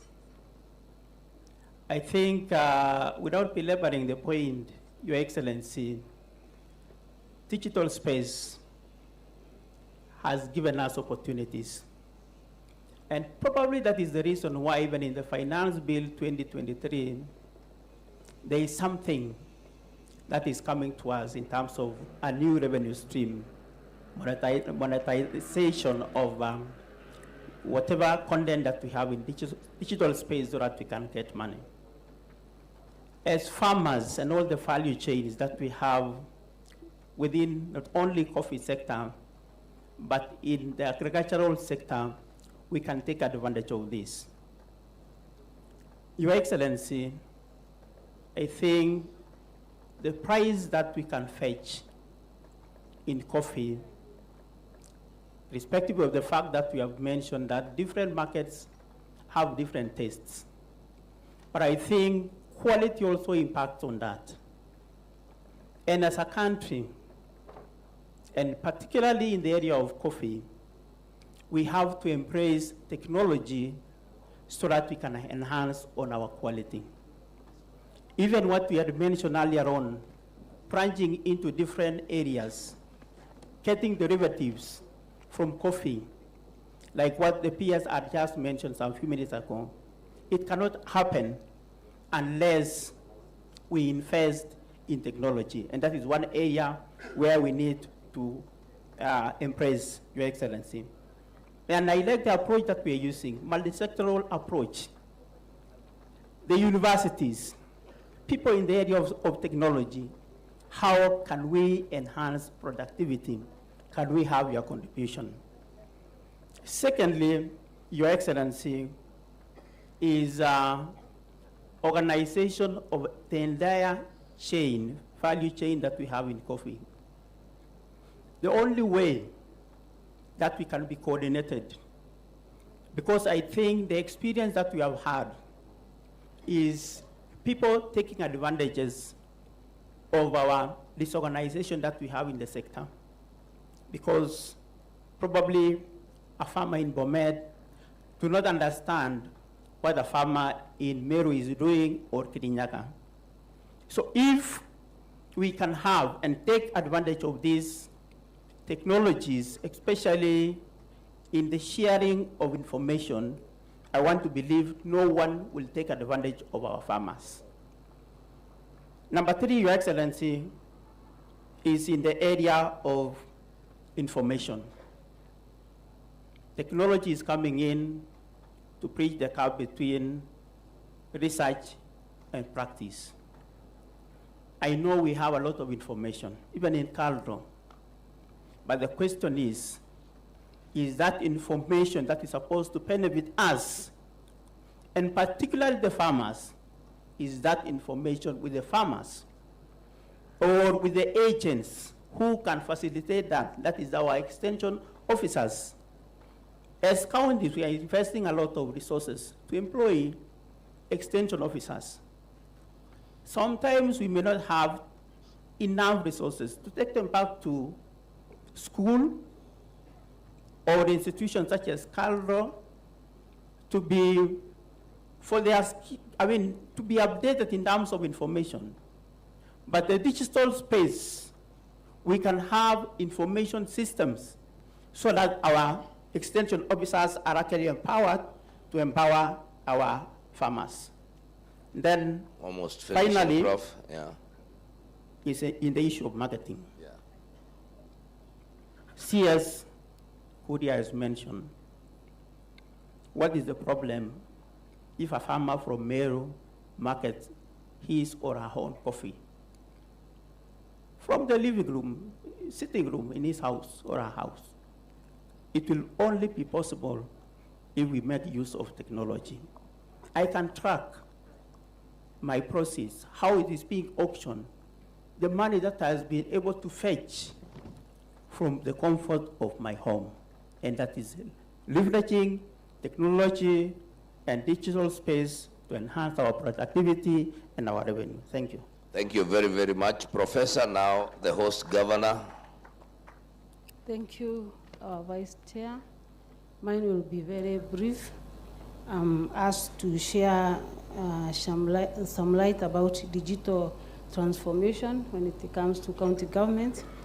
And I want to go back again to where Her Excellency says from Embu about the cartels. One, when we talk about digital transformation or transformation, we talk about people who have knowledge about technology. A good example is my mother, who is 70 and above today, and those are the kind of leaders that the cartels that we've agreed that we have are forcing our societies to have. The old people that are not able to use the latest technology or cannot even access digital information. So if we address the issue of cartels, those are trickling down up to our societies to micromanage who is supposed to be the manager, who is supposed to be the chairman, who is supposed to be who and who. If we are able as the government, or we agree on how to handle the cartels, the issue of digital transformation will be very easy. Because as we stand or as we sit here today, I want us to agree, or you agree with me, even though it will not augur well with some of the chairmen who we have, that the age matters a lot when it comes to digital transformation. When we have chairmen who are 80 years old, some are 90 years old, and they are the chairmen and the managers and the directors and everything that pertains to that society, then digital transformation becomes so hard for us to penetrate to assist the young farmers. And the same cartels that trickle upwards, downwards to our societies are the same people that produce or even give unto who is supposed to lead that society. Then as a county government, it's a bit hard unless we break the chain of the cartels, have young farmers who can also be engaged in leadership. I'm so surprised that when it comes to election of leaders, some few farmers are eliminated because maybe they don't have so many trees, they don't have a lot of kilos to take to the factories, and these are the young farmers that can assist us in digital transformation. So I want to disagree with the leadership down for society. The foundation of everything is very important. The genesis, the alpha of everything is very important. When it comes to leadership, if we are able to clean up the leadership from the factories or the societies, then we are able to raise our societies and also agree on how to transform our cooperatives or our business of coffee to bring it to digital platforms. So, Your Excellency, our Vice Chair, it is in this conference that I think we will have a way not only to have the few people, few others, who are very able in our societies to participate in elections. We need also to involve our young people, the people with very few kilos, let everybody participate so that we get good leaders that can assist us, that can be very available for us, that can be very transparent, that can be very accountable, rather than keeping the same leaders who have not performed for years and then rotating them back again to leaders. That one will either digital transformation. But for me, I support fully as the county government. That is the way to go. Digital is the way to go, and that is where the country is heading. That is where the whole county and the whole world is heading, and we need to embrace digital transformation as a county. Thank you very much, the Bishop. I think we need to give her a clap. She is bold enough to say and to tell, to look you in the eye. I think she shouldn't have stopped there. She should have said, hand over the farms. Don't just hand over management. Even within the farms, hand them over to the younger generation so that they are able to move together. Even as we invite Cecily Baride, we are also going to ask her to touch, because I know she is also passionate. What is the role of women in coffee? In this problem we have here, is it because we have kept away the women who are supposed to bring flair, emotion, and all good things into coffee, and we have made it an all-male dominated, you know? So there you are, Thank you, Session Chair. Let me just say it's true that the coffee sector is predominantly a male sector, partly because land is owned by men. The women just provide labor. And I'm only happy that there's a certain clause, and I hope it's looked at when those that are looking at the new law, which provides for some gender inclusion in those committees. So it's a rotational thing where every time a factory is allowed to bring a female representative into the cooperative. But the problem with that is that also they are seen not to be fit because they don't necessarily own coffee. So we need to find a way to make sure we bring more women into the management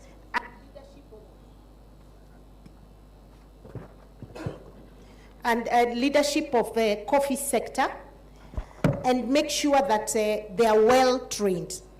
I want to say that it is saddening that we are number 5 in the world, but in Africa we have Ethiopia leading at 39% of coffee. Uganda, believe it or not, is next with about 35%. Tanzania is ahead of us. And I don't believe there's anything special about those countries that we don't have. Ours is just the issue of production and management of our coffee sector. So I'd like to first start by saying that Your Excellency, I strongly believe the coffee sector now needs a special fund. Why do we need a special fund? And I know many development partners would support that. One, most of our factories are still running with very, very old machinery. The machineries that were set up in the 60s and the 70s is what they are using to date. Now, we need to improve those machineries for what is it called? Removing the pulping, yes, pulping. And buy the eco-pulpers because the old ones use a lot of water and there's a lot of waste in it. So, and those eco-pulpers are not cheap. The factories themselves may not be able to afford.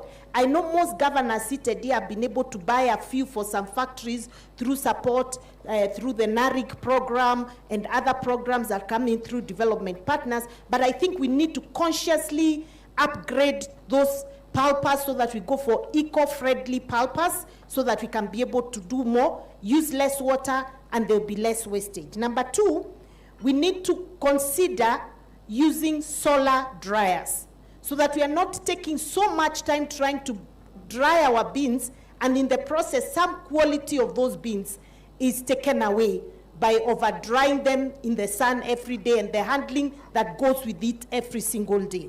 So if we can get that kind of money, Your Excellency, will be able to do a lot for our farmers, and then make sure that the farmers can access credit facilities, either for their farm inputs or for preparations of their coffee farms at single digits. At the moment, like in Embu, you'll find farmers are borrowing at 15%, 17%, 18%. It's completely unsustainable as a mode of financing. Let me go to my question on how do I think county government can promote local value addition and local consumption.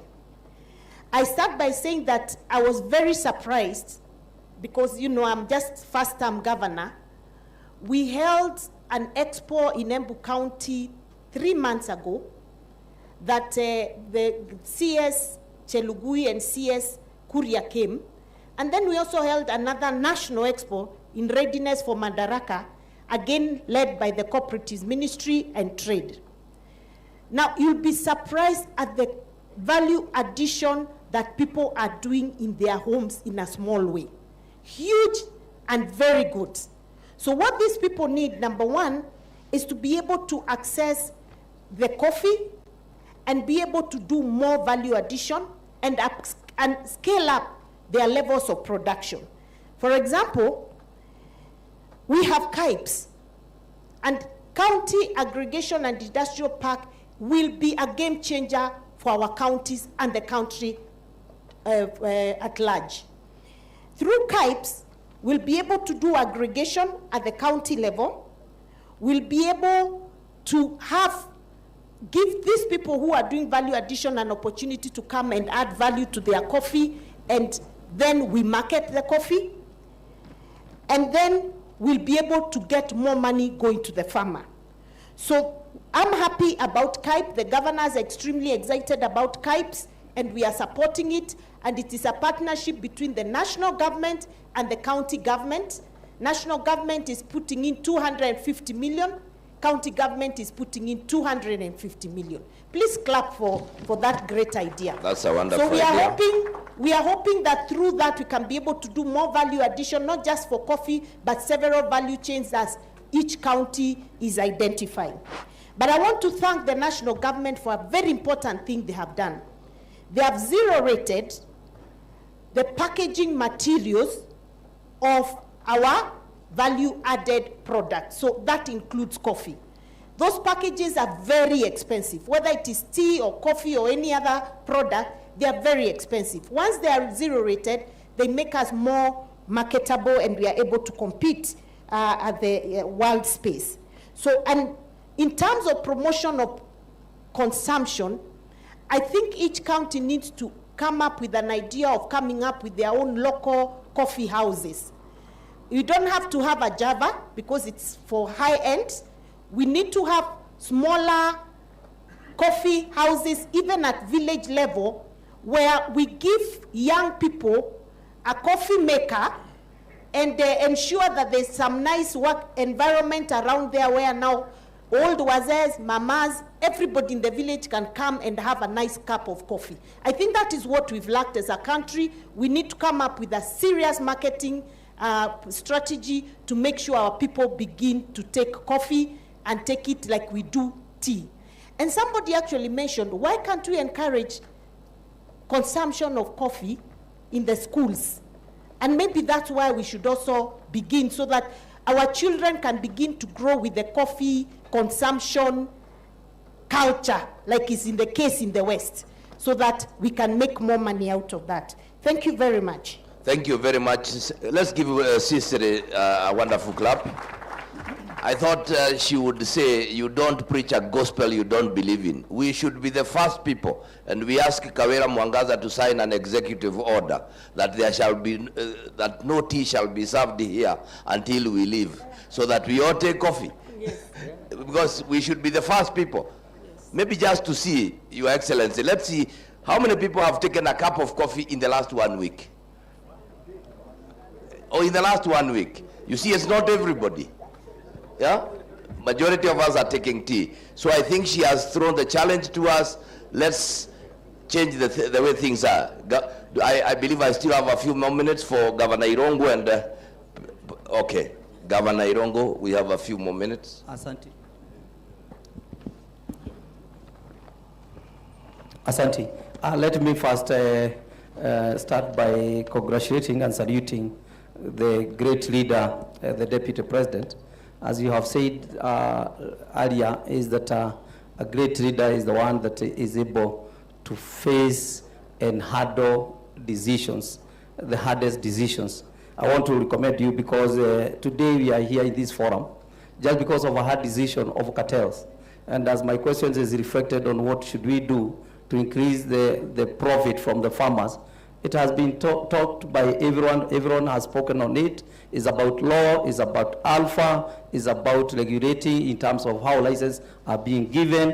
And I'm sure that as much as our CS have given a commitment by next week, he is going to do something. I'm happy that the other day we saw what happened to KEMSA. So even this alpha, if our Deputy President as a great leader, you can take it on. I'm sure that you save the farmers. Again, something else is I'm also happy, and I want to salute you at this forum because of the other decisions that you are making. I'm sure it can cost you in terms of votes, in terms of the elections and all that, but you have managed and decided that for the security and for this country and for the benefit of this country, you have made a personal decision that the nation is greater than an individual. You are handling with the illicit brew, which we are happy about it. I know what that means. You are fighting with the cartels. So even this cartel on the issues of coffee, I am sure that you're going to win this war.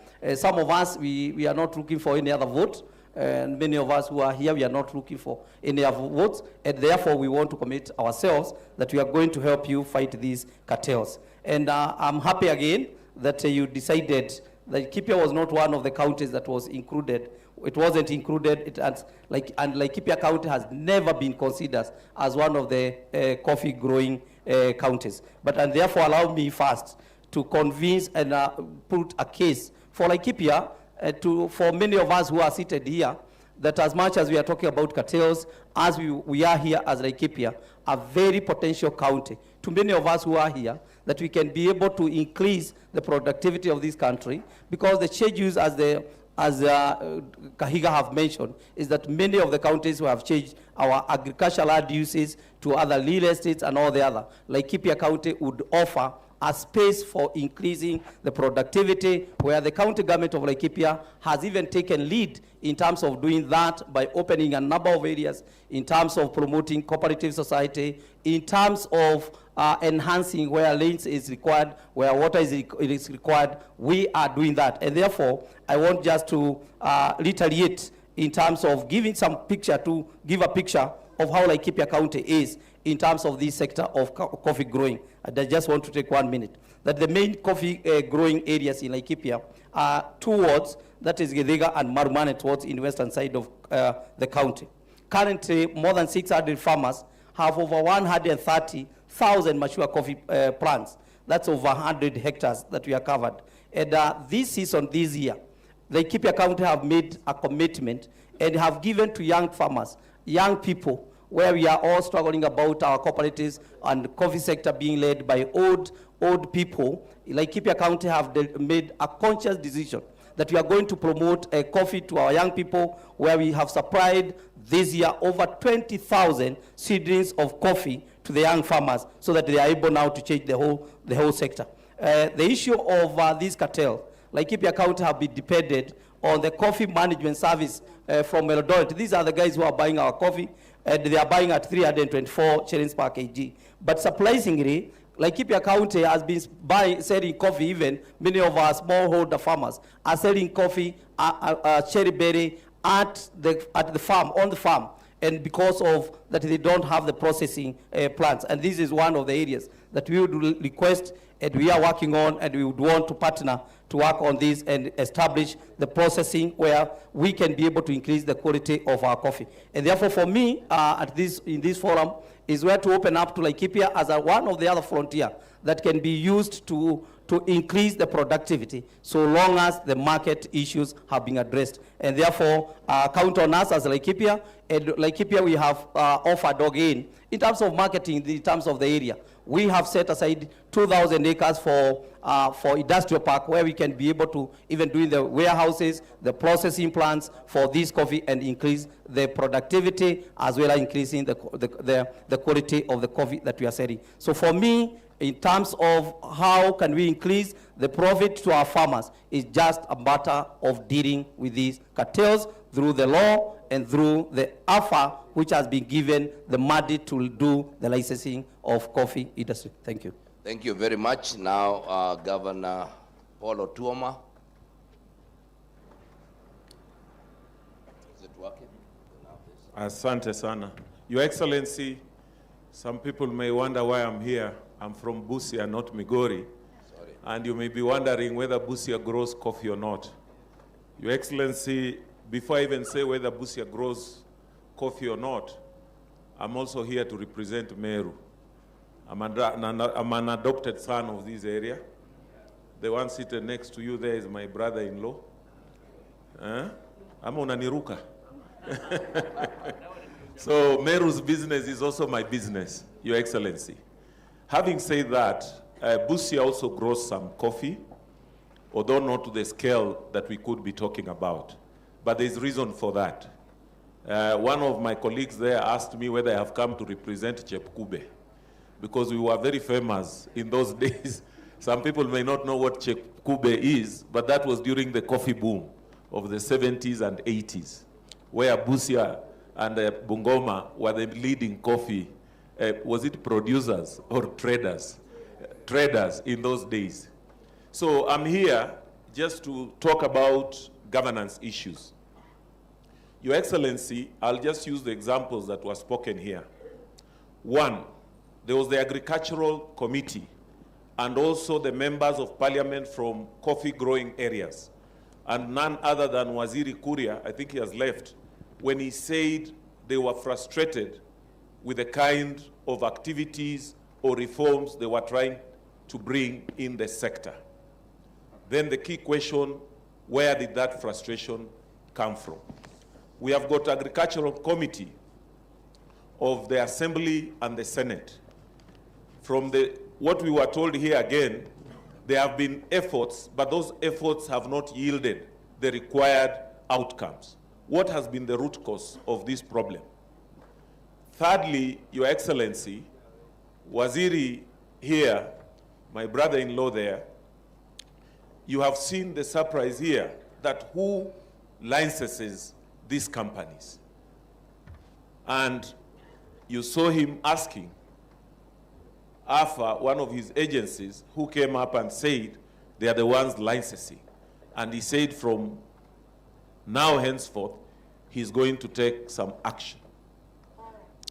Your Excellency, the reason I'm saying all this, this is what affects what we are calling governance issues. Who is doing what, and what is stopping them from doing what they are supposed to do. And I think our able governor here, Cecil Mbarire, was able to put on the table where the problems are.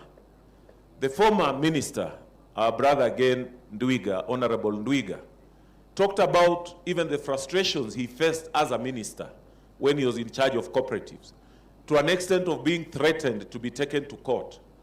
And again, I'm not very sure that he lost elections fairly. I'm not trying to say that we don't lose elections fairly.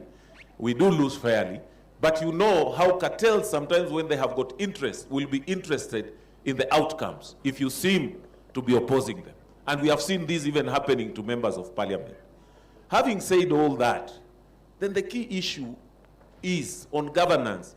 Why have we allowed cartels to become even more powerful than the regulating authority, which is government?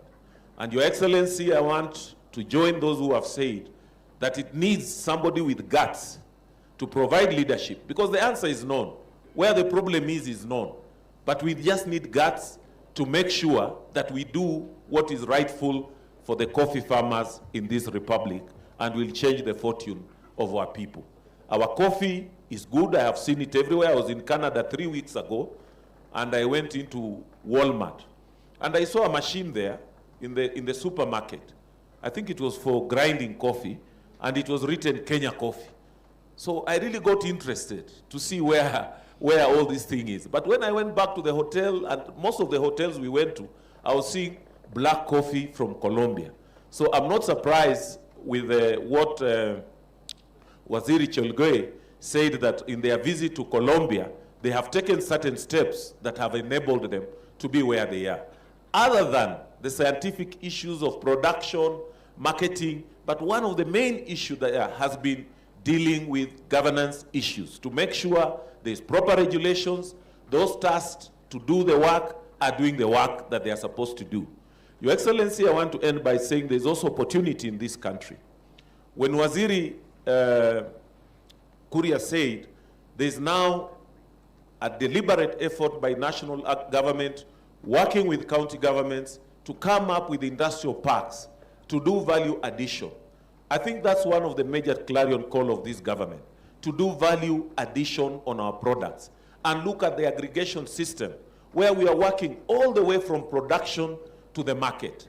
And that is going to help put money in the pockets of the hustler nation that you have been talking about. So I want to support that, and governance issues is just about those institutions of government that are tasked with regulations to make sure that they are able to do that. And for us, if that happens, then the fear that we have been having to say, okay, you want us to start growing coffee. Haven't you seen the problems in the coffee sector? We will be able to open up more land and new frontiers for Kenyan farmers to be able to grow coffee in some areas that maybe were not traditionally coffee growing areas. And that is why Uganda, Ethiopia, you have said they have overtaken us. a lot of our farmers in Busia are taking their coffee into Uganda because of what they have seen in Uganda, a lot because they are their neighbors. And the economic benefits and transformation that has happened in the neighboring districts in Uganda compared to our sides has been very transformative, and this is what is encouraging our farmers on this side to also try and say, why can't you as county governments also support us with seedlings, with new technologies for us to be able to also grow coffee and reap the benefits that our Ugandan brothers are already reaping. Lastly, I want to say that we must make coffee farming sexy. By saying that, Your Excellency, I mean it must appeal to the young people. We must make it macho. It must be smart agriculture. So that these young people, when they are able to see that they can indulge in coffee, coffee growing with modern technologies, with modern ways of doing things. Maybe the word I used, some people may misconstrue it, but that is an English word that is properly in its context, and my sister here can put it. It is just something that is macho, it is modern, you know, it's appealing, it's attractive. That is what we are trying to say that we should make our coffee farming to be. So that what we are talking about, a generation of people who may not be adoptive enough, still holding the sector at ransom, can be gradually be replaced. And it has happened in other places. Thank you very much. Thank you, Your Excellency, na asante sana kwa kunialika kuja hapa. Asante sana Governor. Kamili. Asante. Asante sana Governor wetu. Begin by changing the word agriculture. You don't use that, you use agribusiness. That way, now they will go. Just before I come to the conclusion, Your Excellency, I want to give Cicely to just say a word, and then I can conclude. Mine will be very, very brief. Your Excellency, I thank the members of Parliament, both in the Senate and the National Assembly, for coming to this conference. Because the matter of legislation on coffee is squarely in your hands. Now, in the last Parliament, and I'm happy Dr. Chairman of Agriculture is here. He is the chairman now, and I'm also happy that Mel is here. We were with them in Committee of Agriculture. It took forever, Your Excellency, to get that law to pass. Parliament adjourned before we had passed that law. I want to request, and I'm happy the Majority Leader, Kimani Ichung'wah, is here, that kindly let us agree that between the Senate, where the bill is, and the National Assembly, in the same way we expedite important government business, that you are surely going to make this a priority going forward. So that in the next 2 months, we can have that law enacted, signed by the President, and we can start implementing the important things we are talking about right now. Please let not this session go on recess before you finish this important matter. And I would really like to hear the voice of Honorable Kimani Ichung'wah on this matter. I want to hear your commitment on behalf of the majority side, because that is where the matter is. Thank you. Thank you very much, Your Excellency. As you have heard the minds and the thoughts of the governors, we are focused, we want to work together. I would want to just mention that we want to be strong on research. We want to work together to increase extension farmers. Remember the extension services, the same way we are almost doing at UHC. If we are able to do that, that will really go a long way. Governance is key. But Your Excellency, we also have another challenge. Between the Ministry of Agriculture, the Ministry of Cooperatives, and ourselves, when we make a cooperative act that ignores everything that is being made in the Coffee Act and in a Tea Act, and they might end up being in the same under the same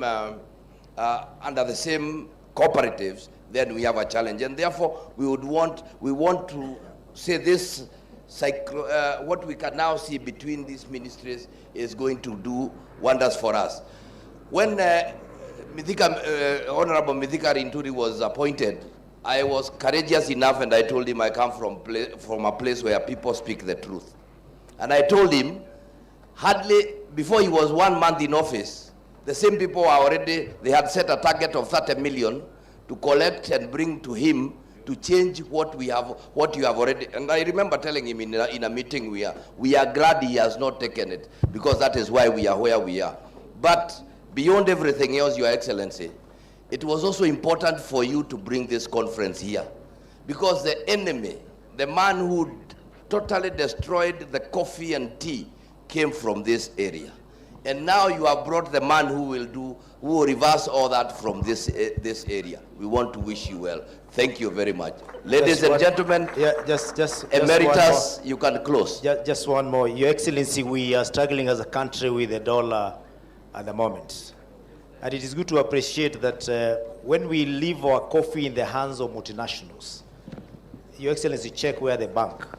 When we do that sale, most likely, and it has been proven, that money does not get back to Kenya.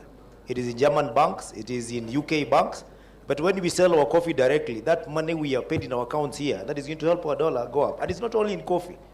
Even around here, I was telling Kawera Mwangazi the other day, Mheshimiwa, about these farms that are here around Mount Kenya that are taking all the water for the Meru people.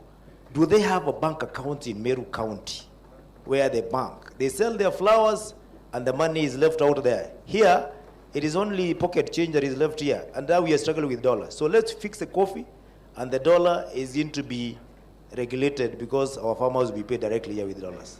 That's just my final thought. Right, the whip, then we close down. Just to wind up, Your Excellency, again, as we talk about end-to-end, now our coffee farmers, our cooperative societies, and county governments are starting to do value addition for our produce, and particularly for purposes of adding value, but also creating jobs for our young people.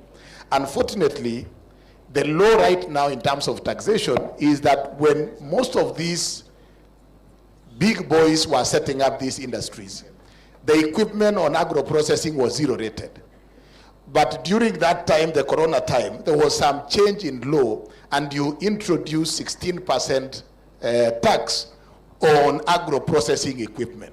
So when the small farmers are starting to do value addition and set up industries, they are competing with the big boys who are the advantage of zero-rated regime. What we will be asking you is for you to consider, as we encourage our small farmers to do agro-processing on their own, let us consider a favorable tax regime so that this does not happen. I'm saying this because when we were doing a milk factory for ourselves, we started when it was zero-rated. Our budget was okay. Midway in the process, the taxes, 16% was introduced, and it meant that we had to look for an extra 62 million into our budget. So what we are asking you is that you allowed the big boys to enjoy zero-rated tax regime. Now that farmers are coming up, can you allow them also to enjoy that? Even if it means, on a case-to-case basis, where you can provide tax waiver, especially for farmers and cooperative societies. It will go a long way in supporting our farmers to industrialize. Asante sana. Thank you very much. Now, my panel of governors, kindly give us a wonderful clap. Thank you for all of you and for your participation. And thank you. Sorry for harassing you.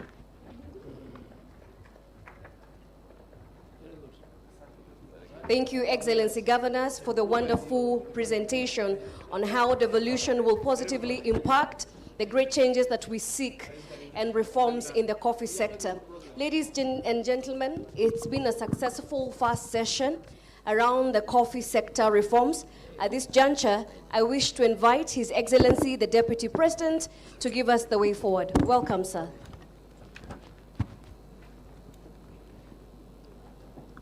Thank you very much. I think we are making good progress.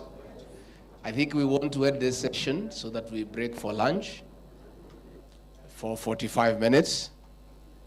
We are here to work. If we wanted a holiday, we would have gone elsewhere. So I think since 45 minutes is good, then when we come back, we listen to the farmers. Then there is a presentation from the National Assembly, then the Senate, then we have other stakeholders, the cooperative movement, the unions, then we'll have a panel now by the legislators where Kimani Ichung'wah will come so that we can ask him questions. We have the Senate and the National Assembly. Because after all this we are discussing, that's where it will end. So it's better they first listen to the issues, then we'll bring them here. But I think we are making good progress. Karinda, we want to salute you for being bold. Nothing will happen to you. Si mimi niko na rais. Sijali. Those people are our business. Wewe umeongea uzuri. And because it's good to hit the nail on the head. And to call a spade, not a what? A big spoon. I think we are making good progress. I want to thank the governors. They have made very good presentation, our CSs. And I think we are making good progress. So we want to, once we listen to the presentations and the issues, thematic areas are defined, then there will be groupings now to come up with recommendations so that tomorrow we hammer everything, and by the end of the day, we come up with a blueprint that we'll discuss with the legislators, and then from there we can make progress. Who will come and pray for food so that we can break for lunch? Kairemia, wewe mama wetu. The women rep wa hapa Meru.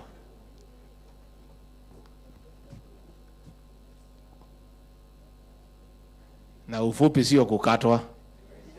So kuja uombe chakula, then we break for 45 minutes, and then we should be back here 2:45. Kaileme.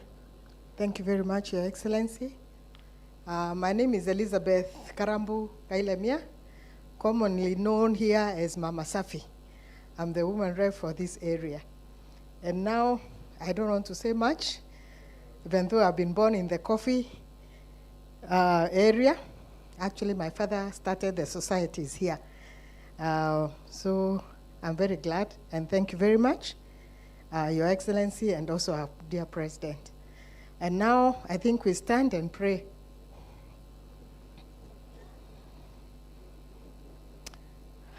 Our Father and our God, in Jesus' name we come before you, full of gratitude in our hearts.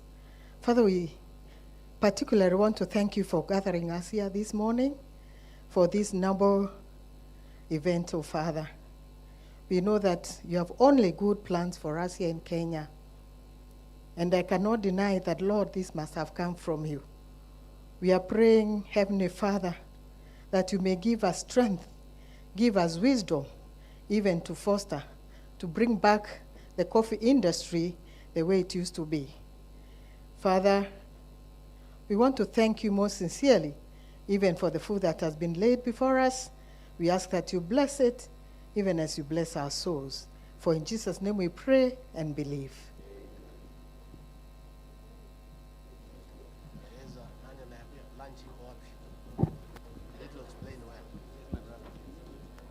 Ladies and gentlemen, we may proceed for lunch. It is served at the main building. Right behind, there is a dome. We are all invited for lunch. May we remain upstanding as we allow His Excellency to lead us there. Karibuni.